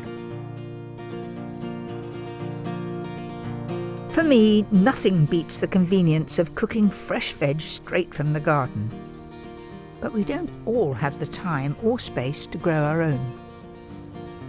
But there is a way to get seasonal veg delivered to your doorstep, and you don't even have to write a shopping list. I've come to Coles Hill in Wiltshire to meet Sonia, who runs one of over 600 veg box schemes. that are growing in popularity up and down the country. So you're growing all different vegetables. How many do you grow? Probably throughout the year about 70, and that obviously includes some fruit as well. But we need to get a range of vegetables to go in the boxes just to keep people interested throughout the year. Let's go and see what we can find then. So these are borlotti beans. Do I have to feel whether the beans are inside them before I pick them? Yes. The pods look awful, but the beans inside, if you look at that, they're just like little birds' eggs. Oh, they're beautiful, aren't they? Aren't they? Mm. What do you suggest people do with them? OK, well, obviously you've got to pod them. So you're just going to use the beans. Boil them for at least 30 minutes. And then once they're soft, I would put them into something like a nice tomato sauce with maybe some green beans as well, and some seasoning and basil and garlic. Or you could do, if you want to be really adventurous, you can make a borlotti bean hummus. That's what I'm tempted. Yeah. This is certainly a fun way of getting veg you might not choose for your weekly shop. So these are all Romanesco. It's a cross between two different vegetables, isn't it? That's right. It's a cross between broccoli and cauliflower. And in fact, it translates as Italian cauliflower. That is sheer beauty, isn't it? It's like a little mountain of cauliflower, isn't it? Yeah. So what do you like to do with it? Well, you can roast it whole. It really brings out the flavour. It's a beautiful nutty flavour with some spices and things. So there you go. Look at that. Within minutes of being picked, today's selection is being boxed. They've got some nice romaine lettuce, so they'll be having Caesar salad, I'm sure. Absolutely.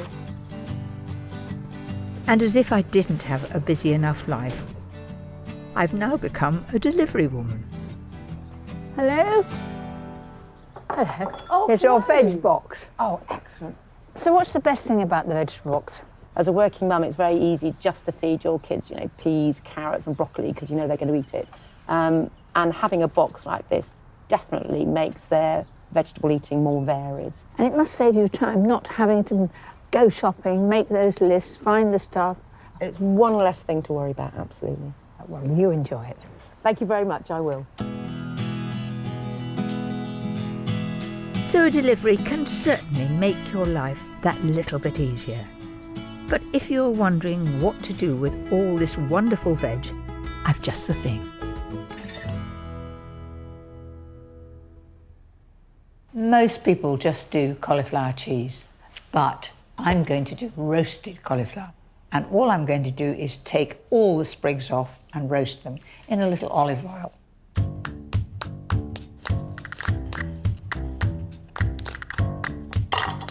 Then just pull off each of the heads.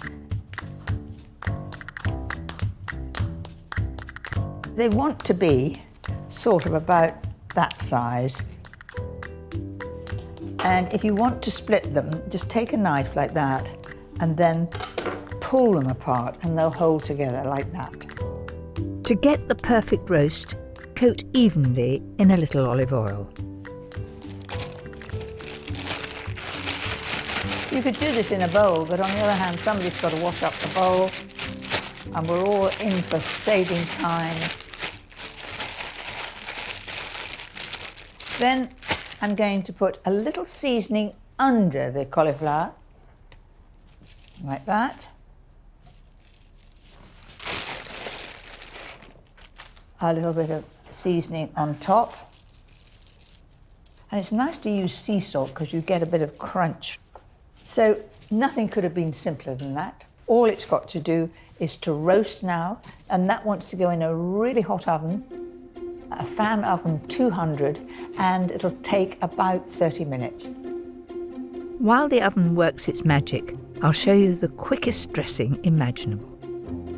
Lemon juice, olive oil, seasoning, and a few capers. I love capers. They seem to go very well with cauliflower. Then some chopped parsley, and just whisk that together. That's the dressing, really very easy. For me, it's just a little on the sharp side. Maybe you like dressings sharp, but I like them a little on the sweet side, so I'm going to just add a little sugar to that, just caster sugar.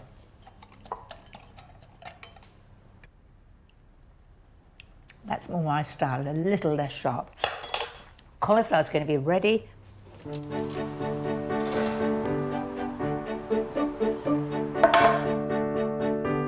Coat the roasted collie with the dressing. That has got a lovely shine to it now, and I'm just going to tip that while it's piping hot. Doesn't that look gorgeous? Something totally different, very quick to do, and oh so simple. This is so good, I love it on its own. But if you're making the family supper, why not try it with these, which can be prepared ahead to make life easy. First of all, the stuffing. Take 350 grams of sausage meat and liven it up with chopped thyme, parsley, lemon zest and parmesan. And I can see it's well mixed because the parsley is evenly throughout. So I've got the chicken thighs here. Now you can buy chicken thighs without bone-in. In some regions you may find that you have to have it with the bone-in, so I'll just show you how easy it is to take that bone out. There it is in the middle there. So if you just do even strokes down either side of that bone.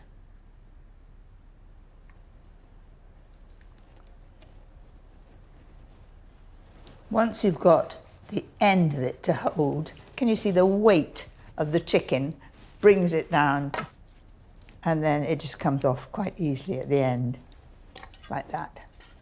Right, now to the actual stuffing. Simply cut it like a cake for perfect portions.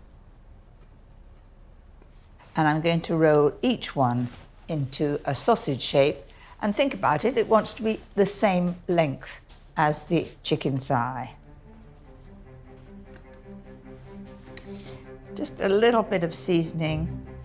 Then we put our little sausage in the middle. That's it. Roll those round like that. They want to feel rustic, so don't worry if the sausage meat peeks out at the ends.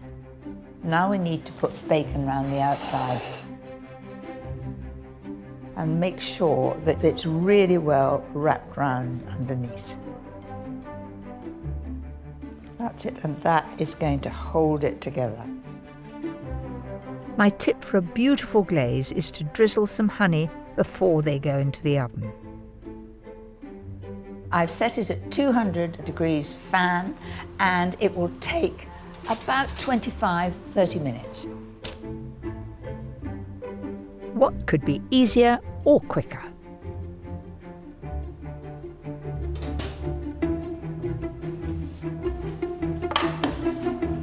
I'm well pleased with that. Gorgeous colour. You know, looking at all of those, we always have sort of beef burgers in buns. Wouldn't that be absolutely delicious in a bun? I think I'd really enjoy that. Perhaps a bit of chutney underneath.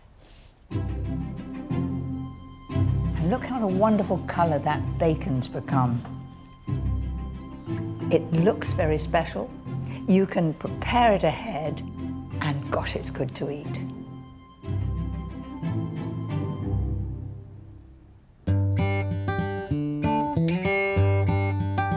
Despite life's demands, I always try and make time for my friends. And I've been playing tennis with the girls every week for over 20 years. Yours, she said.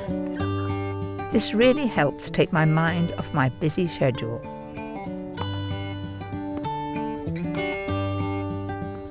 But when we've tired ourselves out, I love serving up a special treat.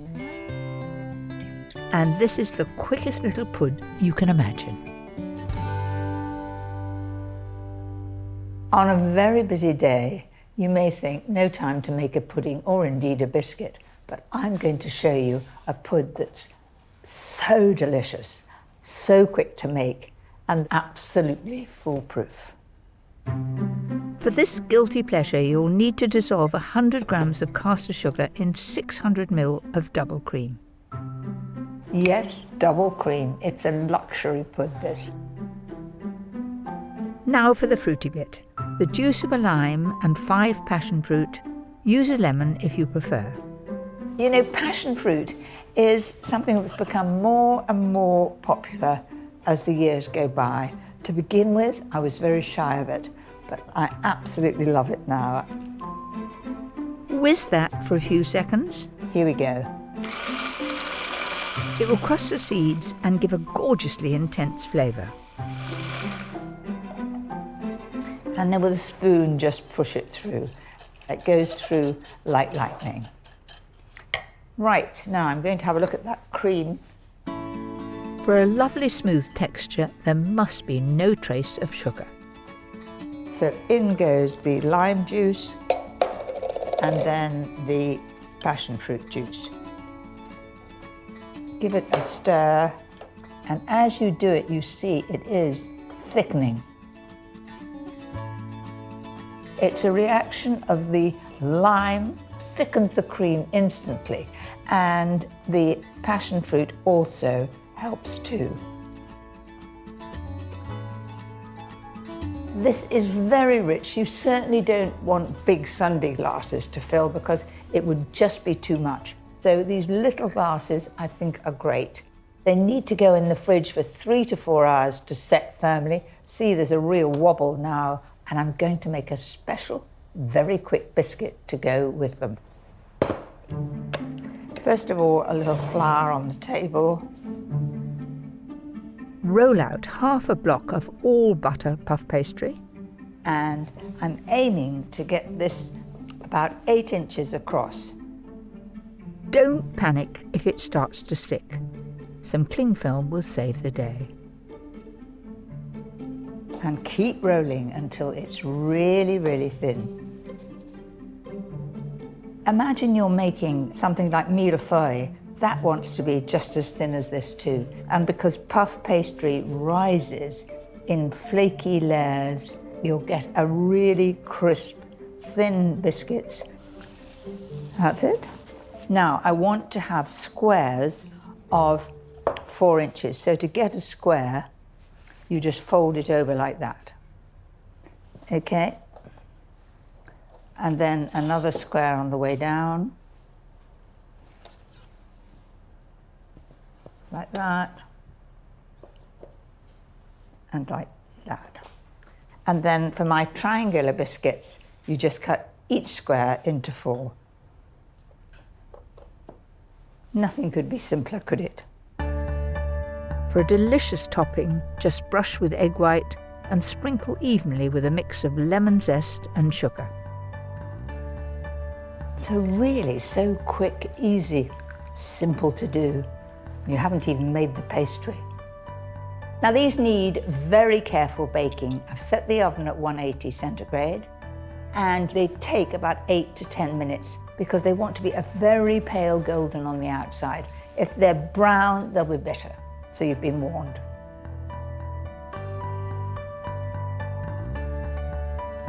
Very steady hand, and they've set.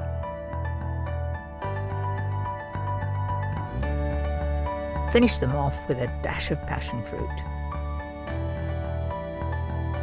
Now those are perfectly baked. They're a lovely pale golden brown colour and really original.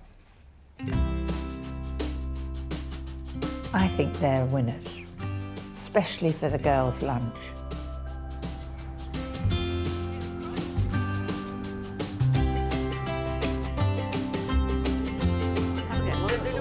They do look pretty.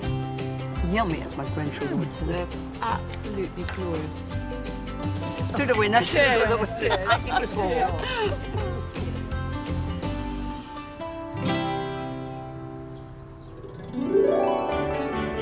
Next time, it's my foolproof recipes for days when you want to show off. It's absolutely delicious, very summery. There's absolutely no calories in here whatsoever.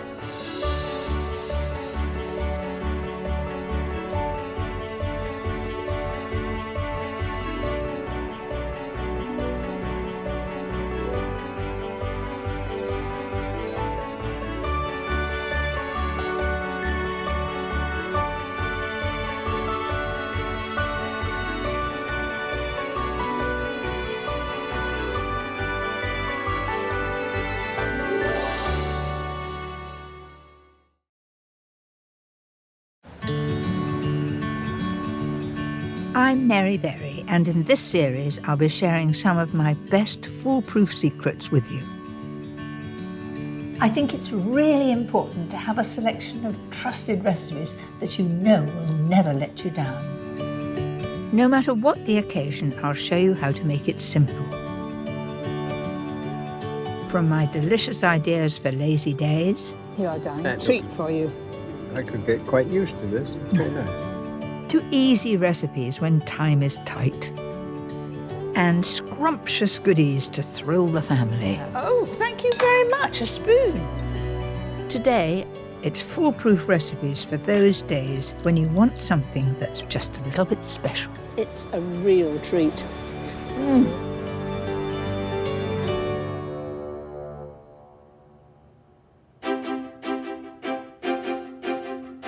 For me, special days are all about having good friends around and giving them something that I know they're going to enjoy.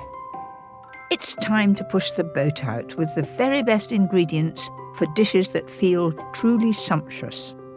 But it really must be something that I can prepare ahead so that I can spend time with them.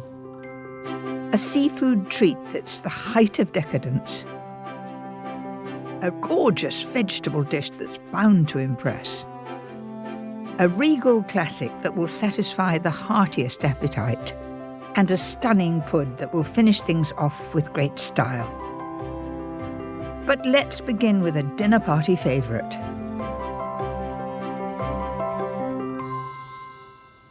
Salmon is the perfect fish to serve for a special occasion. I've got them from the centre cut and I have taken the skin off those. So, on to the topping. Finely chop a handful of chives and add to a packet of soft cream cheese.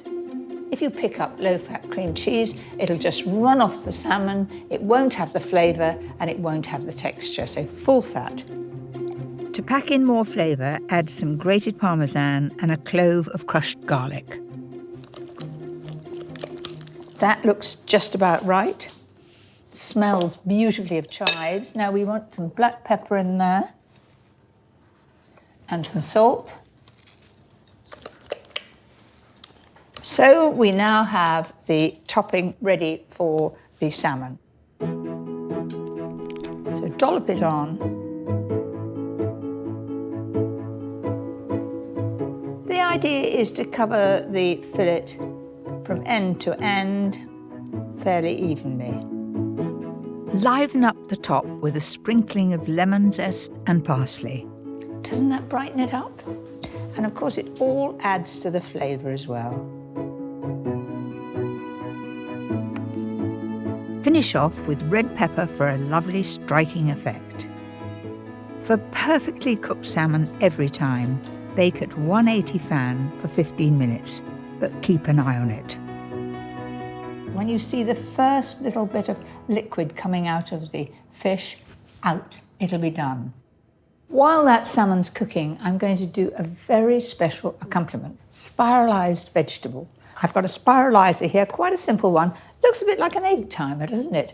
So, first of all, a courgette, push it down and just turn it round, holding the spiraliser firmly. So watch, magic.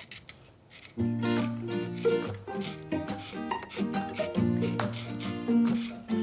you know, it's a bit like sharpening a pencil, isn't it? A few carrots add a splash of colour. Helps to have two weapons to stir it, and you just turn it like this. And finally, parsley, lemon juice and zest to set off the flavour of our fish. Lift that up. Whee, just like spaghetti. That's a new healthy way to do veg.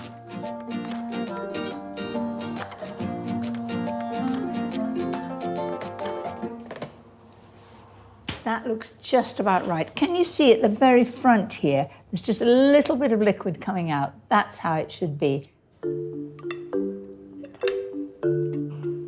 Now a little juice over the top. So there you have it, my beautiful salmon with a nice herb and pepper topping. I think that's just perfect for a special occasion.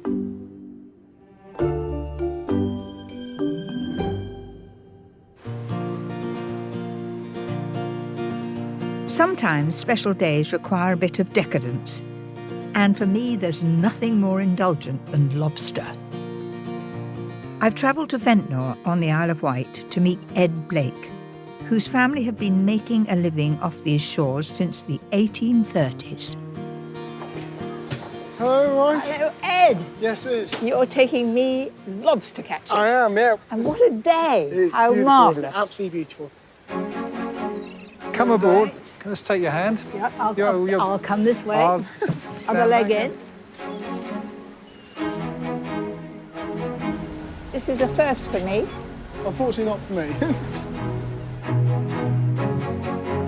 Around 400 lobster pots lie at the bottom of these waters, strung together in rows. Boy, just ahead. Every 24 hours, the fishermen head out to check each one, hoping their bait has done the trick. Here we go, the first pot's on its way. Local laws keep the lobster population in check. So here we go, first lobster of the day. Right. Just gauge him. Right. So it goes from behind the eye socket to the back of the head. This one is undersized here. Has to be past that. Yeah, yes, the back of the head has to be up to there. So that goes back. He goes back. It's your lucky day. Why is Ventnor a good place to find lobsters? Right, off here, off of Ventnor, we've got the point of the Isle of Wight, and there's the headland of Cherbourg, which causes a pinching in of the land, which accelerates the tide through it. This means the lobsters have to be strong to fight against these strong currents, and also have a very good feed supply, because the more tide there is, the more nutrients there is in the water being carried. So they don't have to move far to get their feed, a lot of feed.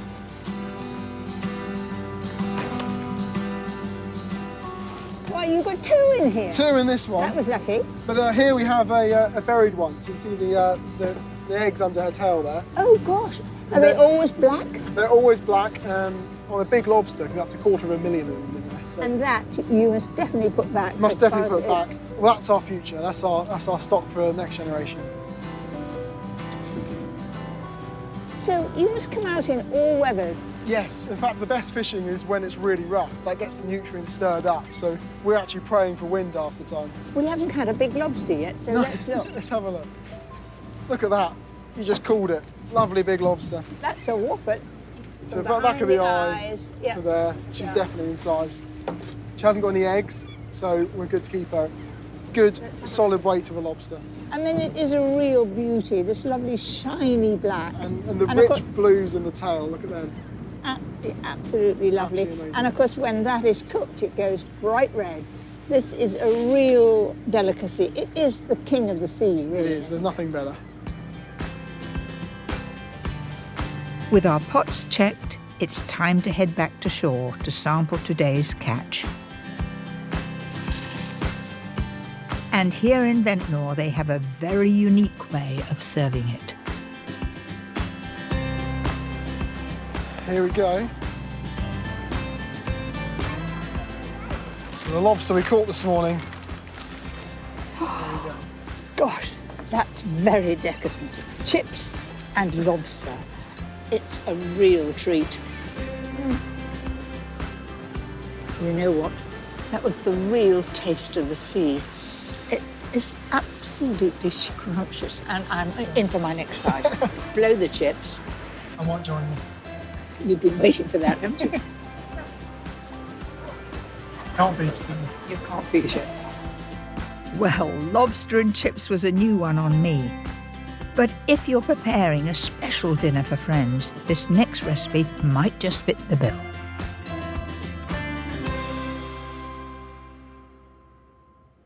Right, first of all, let me make the aioli. Count out 6 tablespoons of full-fat mayonnaise. No need to make your own. Then I'm going to add some creme fraiche. Again, full fat, just 4 tablespoons. 1 tablespoon of lemon juice. Tarragon works beautifully with fish. I'm adding 3 sprigs, but you could use dill if you prefer. The smell coming up from this is absolutely lovely. Then we'll need a little pepper and salt. Now, aioli is French mayonnaise with garlic, a lot of garlic. I've just put 1 clove of garlic because I find when you press it, all that juice comes out, and I think that's plenty. Don't be tempted to chop it because you'll get big pieces in your teeth and you'll know it for a couple of days. Right, the next thing is to cook the lobster tails. Here they are, and they take no time to cook, about 5 minutes. All I need is boiling salted water. That's it. I want a delicate vegetable alongside, so tender asparagus is perfect. They snap just where the tenderness finishes. Just watch, like that. There we are. The lobster has had its 5 minutes. Look at that gorgeous bright pink, lovely. Now that's too hot for me to handle, so just leave it. Don't go and run it under cold water. That'll take some of the lovely salty flavour away. So just leave that naturally to get cold. Get on and do another job. Have you made the beds yet? Now don't panic about removing the tail. This method is foolproof. Don't try and do it cutting the back. Turn it right over to the softer side, hold the tail and put the point of the knife in there, right in the middle, and cut down. There we are. Then we do it from the other end. Just to where I started before, push that down. Once you've got it in like that, then just go, how about that? So, once you've done that, it doesn't look so attractive, but there's a lovely surprise on the other side of the tail. It's a glorious, bright pink. Let me show you. What I'm doing is gently prizing it away from the skin. There we are. This dish is all about showing off. So put the 2 halves back in the opposite shelves. They will fit, trust me. Take some lamb's lettuce, and I'm going to sit the lobster tail on it, so it looks as though it's sitting on some rather bright seaweed. Then some asparagus. All that needs is the aioli, so a nice blob of that. So there it is, a real treat, pushing the boat out. Lobster tails with asparagus and tarragon aioli.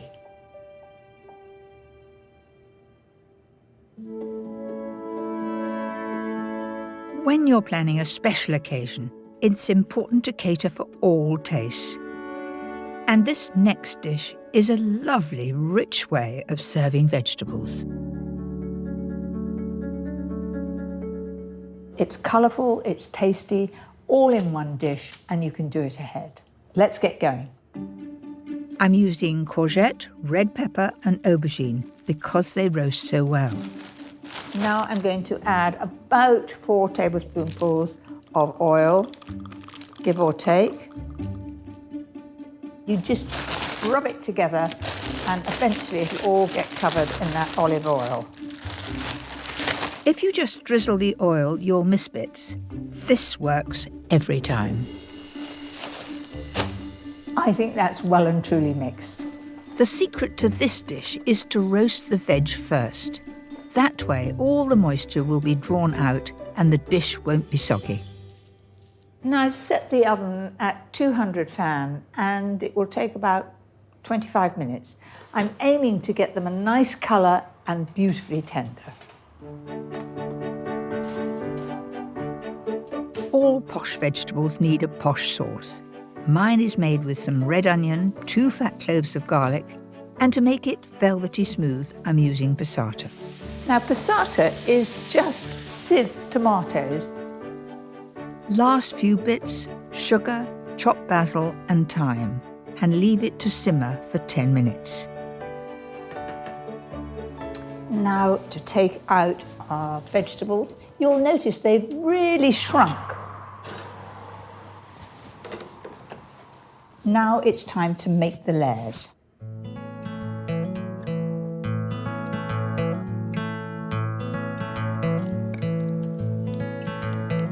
That's it, looks colourful already. For real richness of flavour, a generous layer of grated Gruyere cheese. So when that cooks, it all melts. So you can imagine you have this sort of lovely stringiness in the middle, which adds to the flavour, adds to the style of the dish. Now that really works out rather well, doesn't it? That's it. Finally, for a sense of occasion, top with generous chunks of tomato wedges. Once I've done all this, you look at it and you think, that's all ready for my special party. It's all done. All I've got to do is put it in the oven. It's a lovely feeling to be able to prepare ahead. Cover it with foil to help it cook evenly and steam the tomatoes. Then into the oven at 180 fan for around 25 minutes.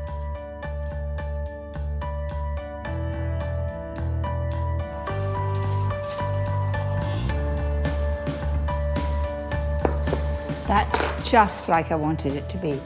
It's bubbling just at the edge here, and that cheese will have melted in the middle. Delicious on its own, or wonderful for a Sunday lunch with a leg of lamb. I think that looks most exciting, far better than the old-fashioned ratatouille.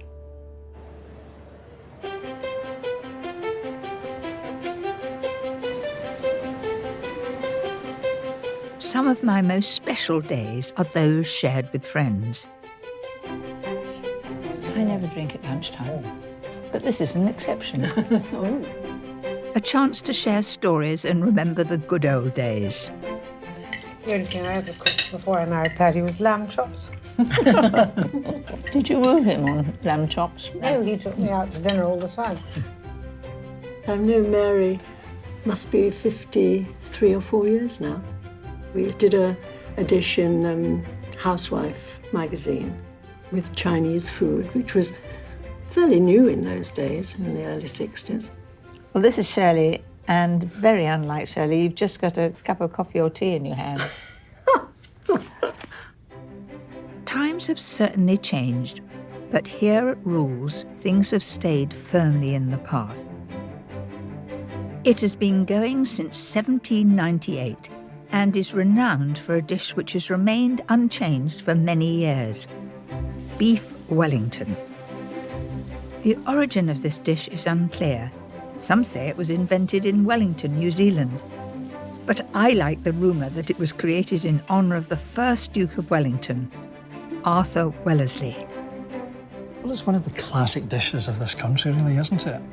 But it's a bit of a finicky dish to actually make, and a lot of people don't really perhaps have the time or the expertise or whatever else to stand here and make it.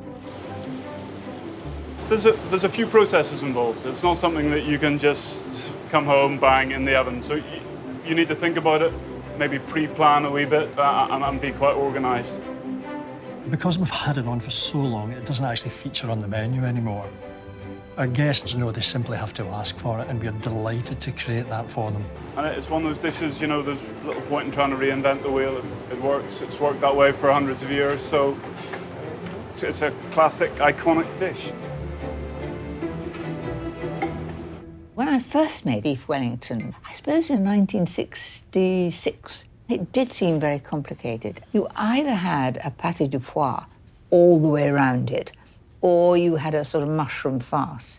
And then to crown it all, you had a pancake. So wrap it in the pancake and then wrap it in puff pastry. It was a huge palaver. I would say I'm slightly nervous about cooking beef Wellington for Mary, to be honest. If the puff pastry goes soggy, I could be in a lot of trouble here. So. I would never dream of doing it. It's such an expensive piece of meat that one doesn't want to ruin it and overcook it, because there's nothing worse than an overcooked fillet of beef. It's got to be done carefully.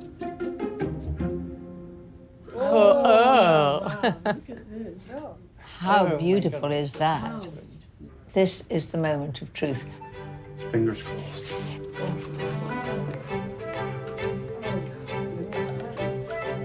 It's a very large man portion. Oh, It does my look God. perfect. That is perfect. Oh, the meat is beautifully pink, and the crowning glory is the pastry. As I tap my finger against it, it's as crisp as can be. Perfection. I'm a very relieved man, Mary. Very relieved man. What are we waiting for? Oh, it is so delicious. This is the most gorgeous flavour. And none of us have cooked it. What a treat. That really was a stunning beef Wellington. But if you want to make one at home, my version is far simpler. And just perfect for that special dinner party. The first thing you need for beef Wellington is wonderful beef fillet. Now, I've got one here, and it is the middle cut. Now, that's important if you want to get every slice cooked the same degree. Now, it is expensive, but providing you cook it well, it'll be a real treat. It's essential you take the time to seal the meat first. There it is, sizzling. This will give it a much better flavour later on.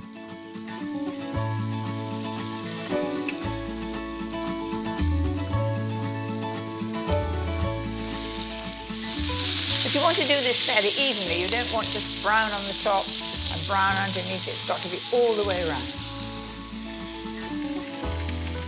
Remember, this is not cooking the beef. This is just browning it.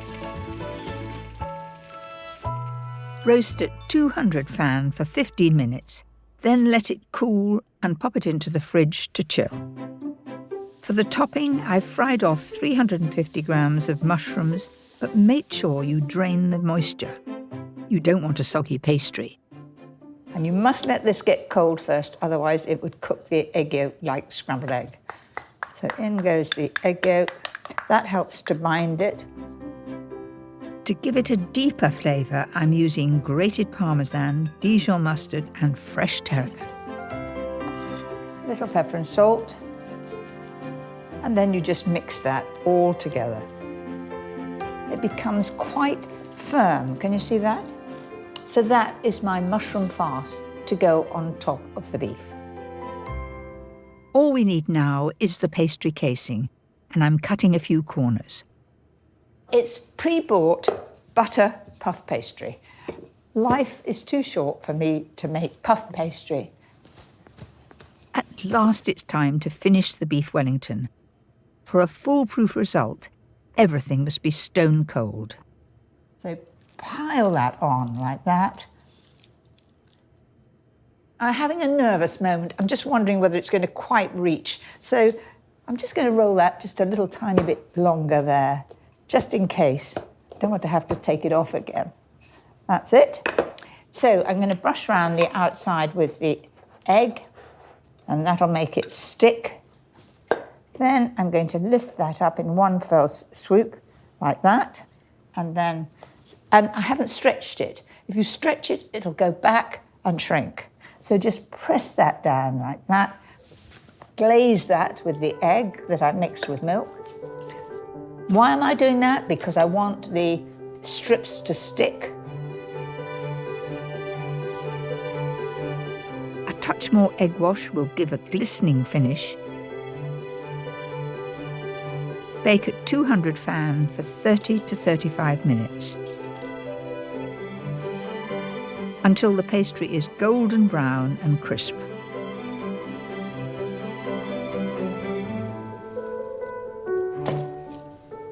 Doesn't that look amazing? There'll be a lot of oohs and ahs at the table when that arrives. You just pull that away like that, and you can see that that's a lovely pink colour.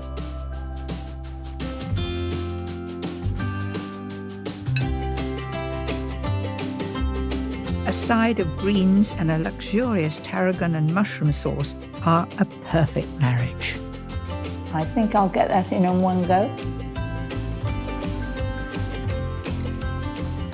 Dare I say it, I think that would be my most favourite meat dish to serve for that very special occasion.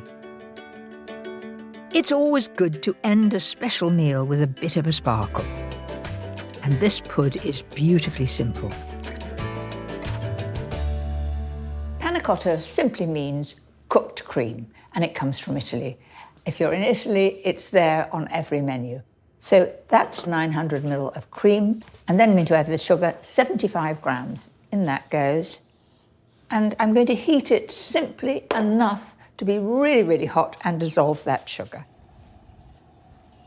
For that hint of latte, add equal parts of instant coffee and water.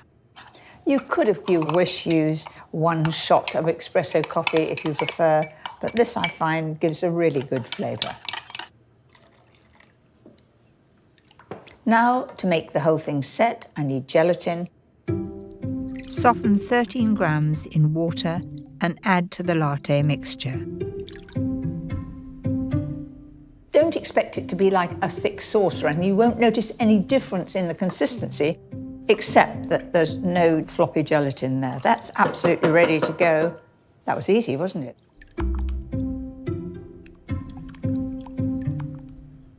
Then into the fridge for at least 3 hours to set.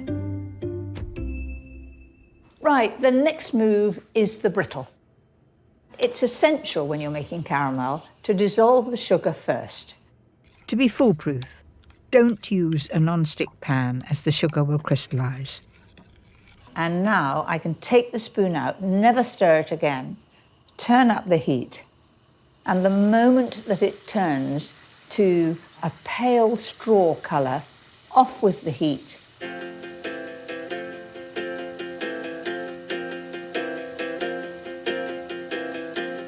I think that's almost the colour I want. So I'm going to turn the heat off. In goes the nuts. Move it round. And then pour that.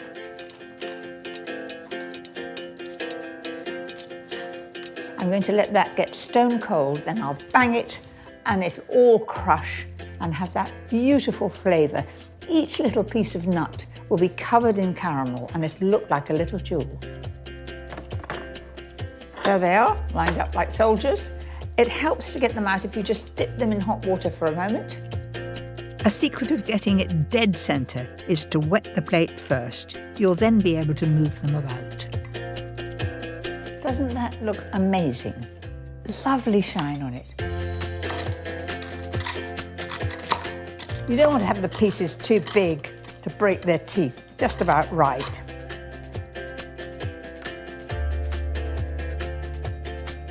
I promise you that that is going to bring a sparkle to the eyes of all your guests and friends. A perfect ending to that very special meal. I love to be here. Jane. What a treat. What a treat. Lovely. Happy days. Next time, it's my foolproof recipes for days when you need something comforting. Life doesn't get better than that.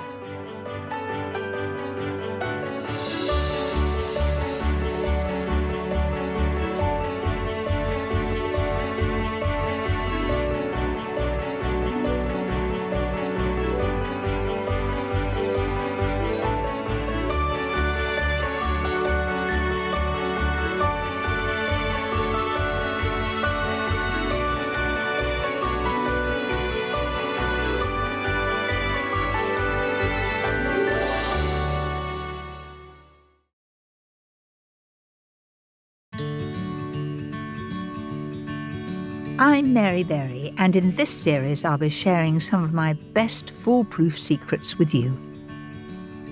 I think it's really important to have a selection of trusted recipes that you know will never let you down. No matter what the occasion, I'll show you how to make it simple. From my delicious ideas for lazy days. Here, darling, treat for you. I could get quite used to this. It's very nice. To moments when you feel like something a little comforting. And scrumptious goodies to thrill the family. That's the best thing I've had all day. Today, some of my favourite dishes, perfect for a party. There's absolutely no calories in here whatsoever.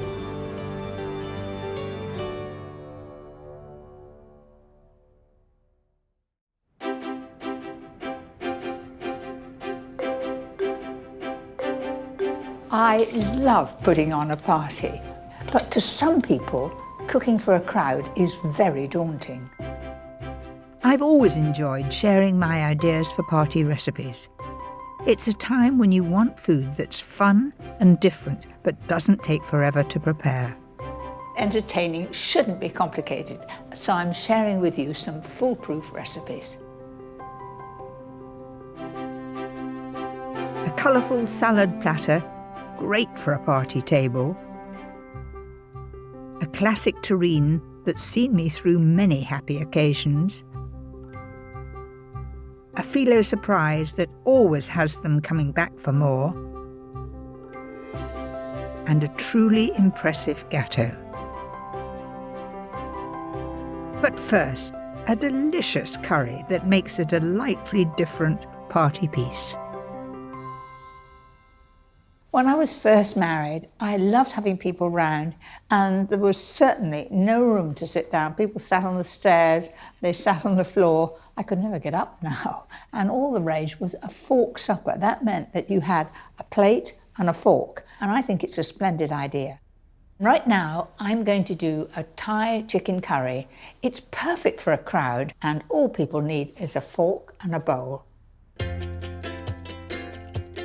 Add 6 sliced chicken breasts to a tablespoonful of red curry paste. It really couldn't be easier. Keep turning it over so that every bit is coated.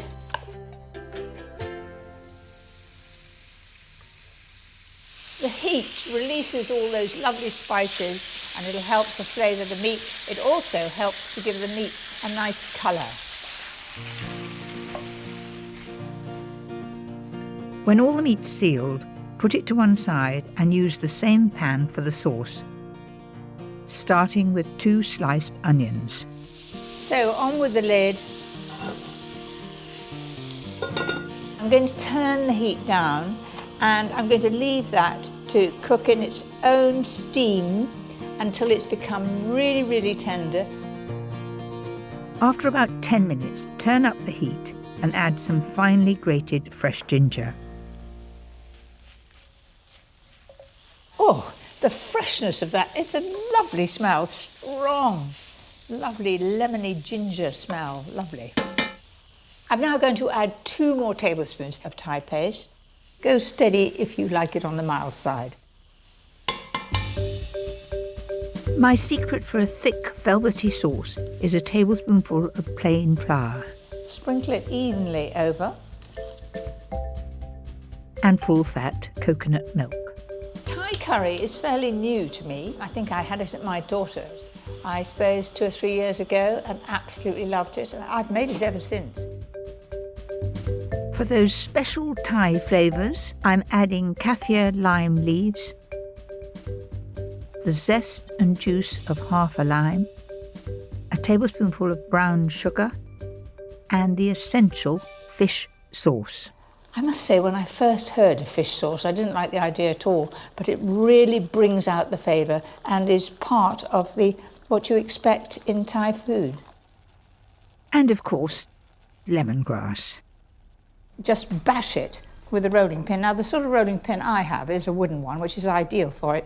Don't do it with a glass one.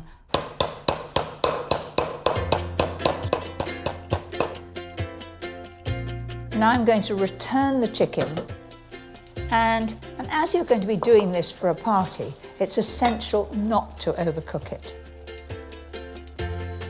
About 5 minutes should do it.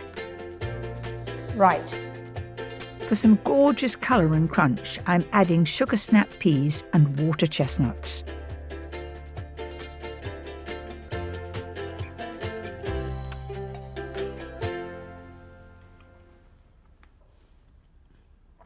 It's awfully good. I love exploring new ideas, but sometimes there's nothing quite like the classics. And this recipe is one I've served at many a happy celebration. I love going back to my old favourite recipes when I'm having friends round for a party. Now this one is a ham hock, and I'm going to make it into a terrine. Many people are really frightened of making a terrine, but I promise you this one is very easy and it's foolproof. Neither trotters or ham hocks are very popular, but it is an excellent cut and it's going to make a very inexpensive terrine.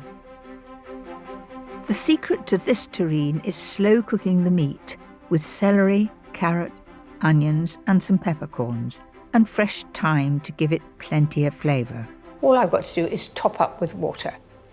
It's important to cover the meat. That's it. So I'm going to bring that to the boil and then I'll transfer it to the oven. That weighs a ton, but I'm going to be very careful. That goes into the oven at 140 fan for about 4 hours, so all the flavours can infuse and the meat melts away from the bone.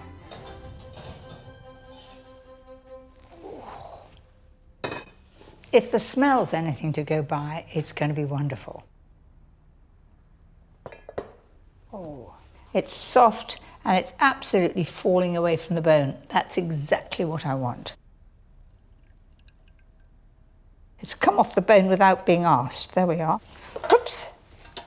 Look at that lovely chunk of meat there. Then you're left with a bone there.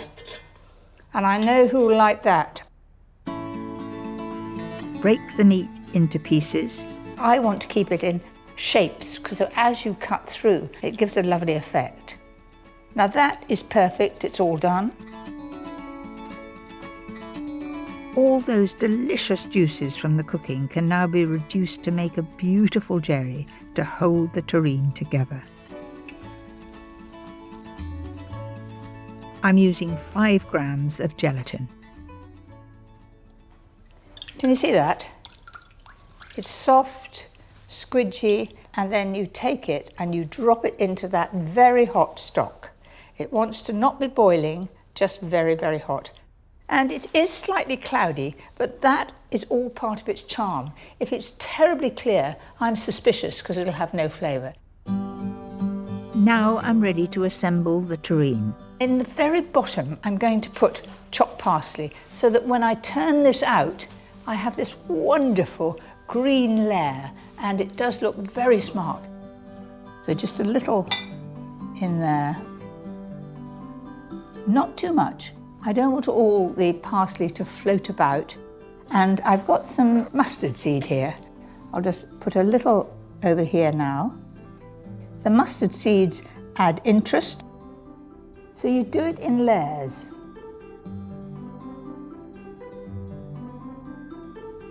Make sure you ladle the stock on every layer. It will fill all the gaps and hold everything together when it's cut.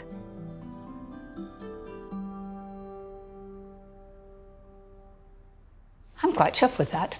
I think it's going to be something that is just a little bit different, and I bet it's something you haven't tried making before.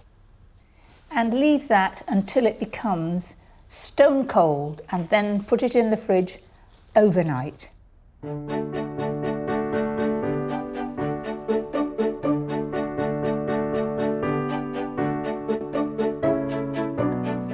think it's coming away quite easily. It should do with the cling film all around it. That's it. I think that parsley top looks lovely. It looks very inviting. And, well, let's see how it cuts. I think that looks pretty good. You see how well it holds together. It is beautiful. It is tender. The jelly is so well flavoured. I'd rather have that than just plain cold ham any day.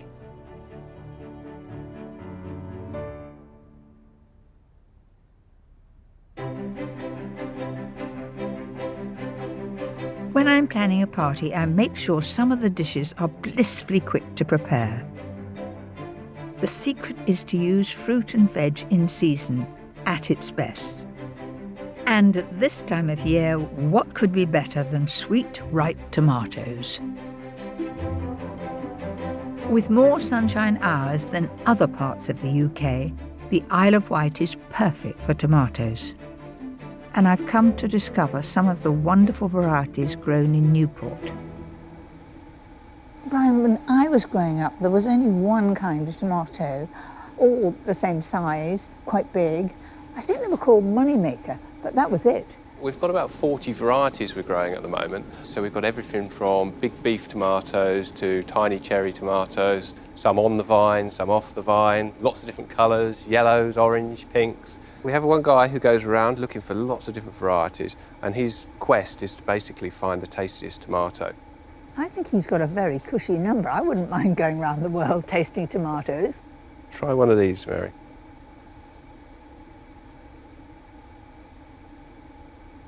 That is perfect for me. Good. It's full of flavour, it's beautifully sweet, and I feel it's doing me an awful lot of good.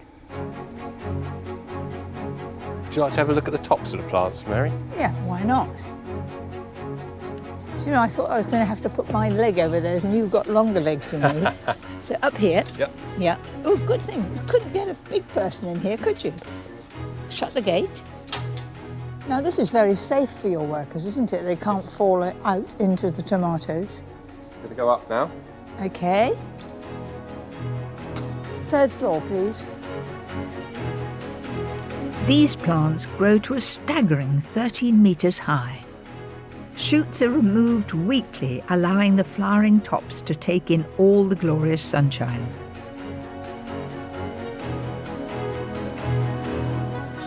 It really is another world right up here. It seems acres and acres of it. As far as I can see, there are tomato plants. It is amazing. It's just sort of breathtaking. But the best is yet to come.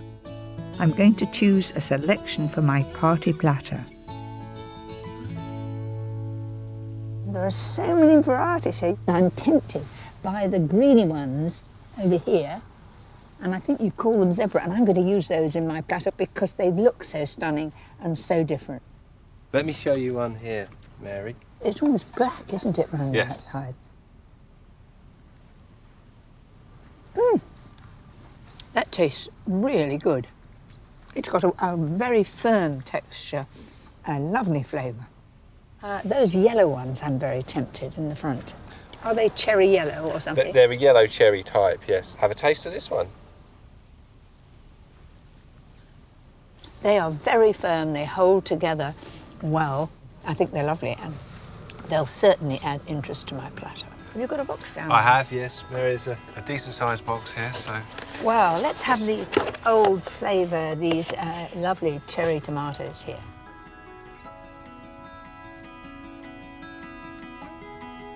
I've got a really colourful, magical spread of tomatoes, lots of variety. And a glorious harvest for my next recipe. As simple and fresh as it gets. Perfect for a celebration. Just look at this selection of tomatoes. The colours are spectacular. It's amazing how in many vegetables we're turning to different colours. If you're preparing it ahead, don't put salt on the tomatoes, because if you do, it'll draw out all the moisture and you'll be left with a pool of liquid underneath. I think I rather like the look of these. A simple dish like this makes the ingredients the star of the show, so you can't really go wrong. but I'll just toss them in so they're all quite haphazard. Spring onions go beautifully with tomatoes, and these will add a bit of crunch. That's it. Sprinkle that over the top, all over. So I've left a little hole in the middle because I'm going to put a little bowl there of my goat's cheese, and I'm going to make it into a little sort of mousse. I think a great change from mozzarella. After all, we're changing the colour of the tomatoes. Why don't we change the type of cheese? This mousse is definitely foolproof. Just whip 100 ml of double cream with 150 grams of soft goat's cheese. Mixing the goat's cheese with the cream makes it a lighter texture and a little bit richer. What could be easier? So that goes into the centre. We're getting there. To bring it all together, blend fresh basil, garlic and olive oil for the dressing. Delicious. Don't put this on till the very last minute. Finish with some beautiful Parma ham and the last sprig of basil.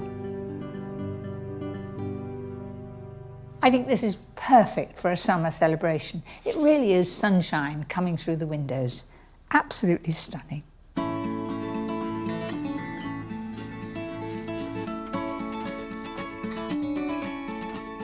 Whether I'm laying on a spread for a few or scaling up for numbers, I've always loved a dish on the table that's just a little bit different.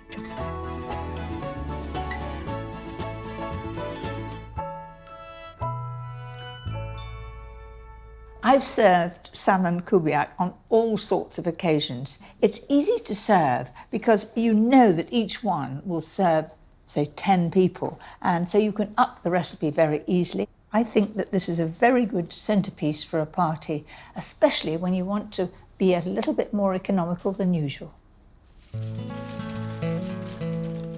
Start by baking 500 grams of salmon at 180 fan for 15 to 20 minutes. And while that cooks, I can get on with the rest of the filling.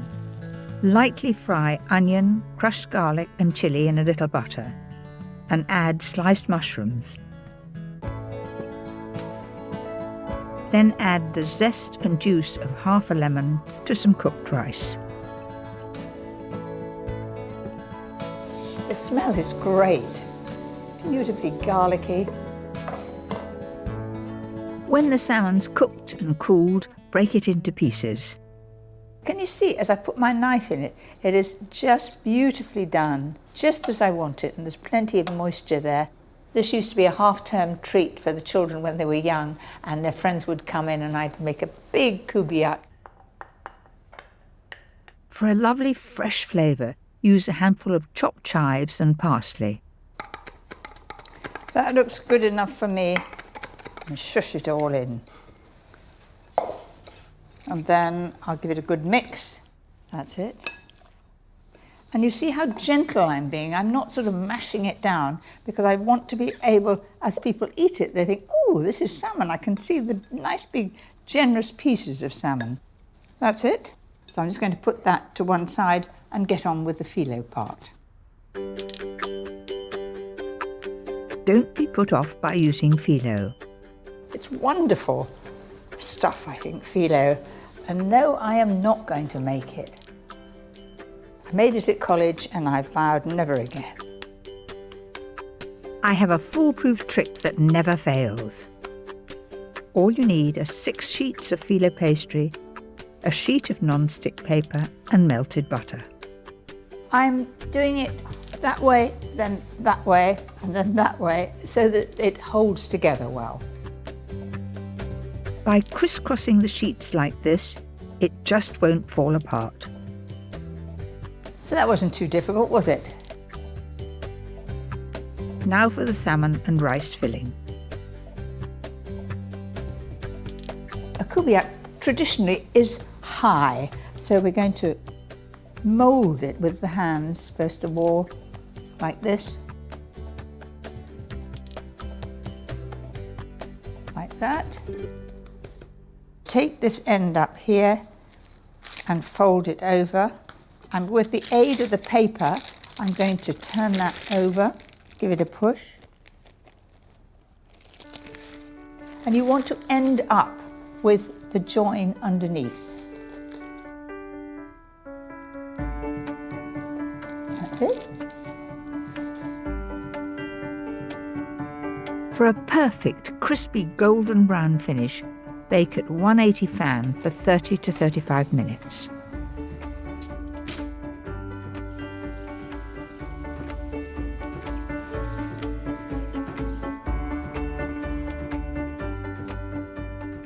I'm really quite chuffed with that. I love the way it rises in flakes. It looks most tempting.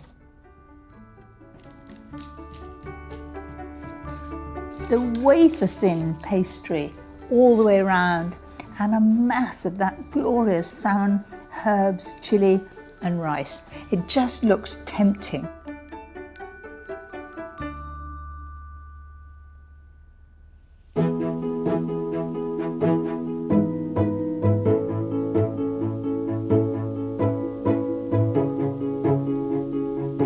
I've always enjoyed cooking for lots of people, and a summer's day is the perfect excuse for a party in the garden.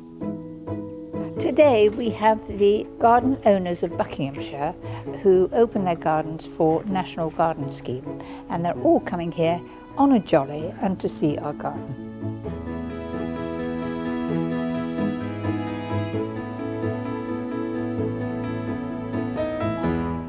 So a great welcome to all you owners of gorgeous gardens in Buckinghamshire. And for once the weather forecast said the sun would come out between 2 and 3. They're quite right, aren't they?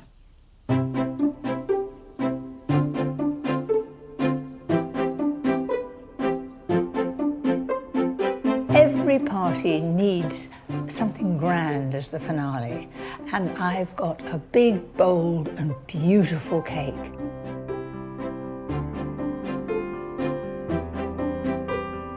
What I love about this is the Genoese sponge, one of my favourite things to make.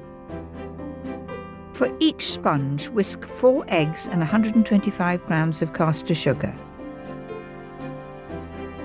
A lifetime of baking has taught me to rest the bowl on a wet cloth, or it will slip. On it goes.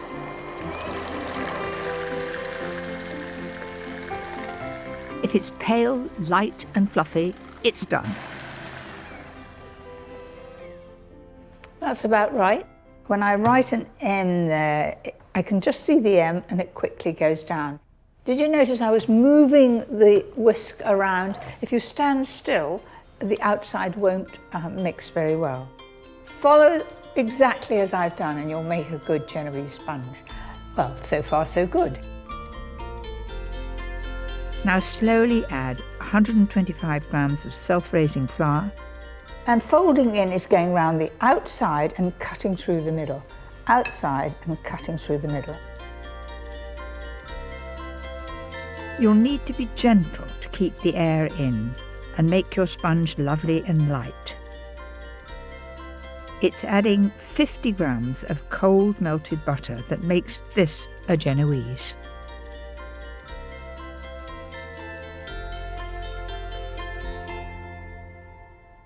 So that is absolutely scraped clean. My mother would be proud of me, wouldn't she? She always used to say I was a bit of a... used to do things rather quickly when I was baking. I've learnt that it's a good idea to take every scrap out, makes a bigger sponge.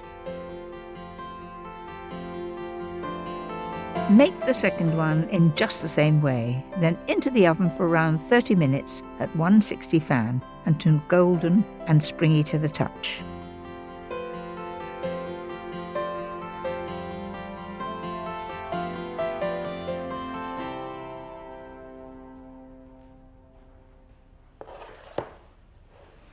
How about that then? They look perfect.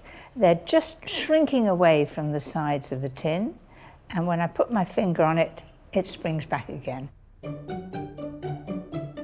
So that will be the underneath, and this will be the top, and I'm going to let those get absolutely cold before splitting them. This is anything but guilt-free. For the filling, I need 1.5 pints of lightly whipped double pouring cream. Of course you can do this with a mixer if you like, but keep your eye on it. That's beaten just the right amount. Let's get to cutting these in half. Lie the knife absolutely flat and a sawing action until you meet where you started. It's quite fun to do, but you've really got to concentrate to get it right. And now it's an assembly job, the part that I like best. It's really generous, but this is a special party. I want everybody to say, gosh, this is good, no extra cream needed. They're going to enjoy every single slice.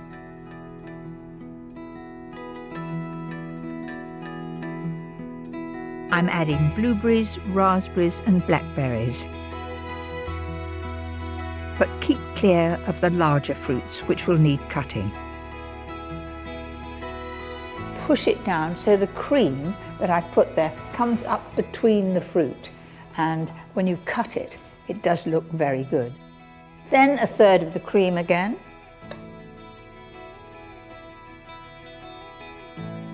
It's best to do all this the night before and keep it in the fridge. Cream will soak into the sponge, keeping everything lovely and moist. There's absolutely no calories in here whatsoever.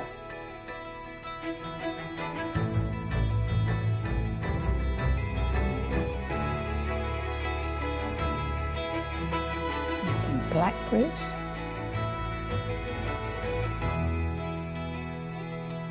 Have I gilded the lily too much? No, I don't think so. I'll put a few more on. I think that's a most spectacular finale to any party.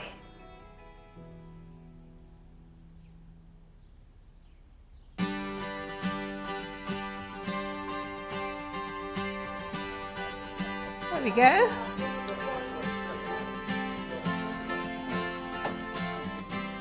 That looks amazing. If I could eat it all, I would.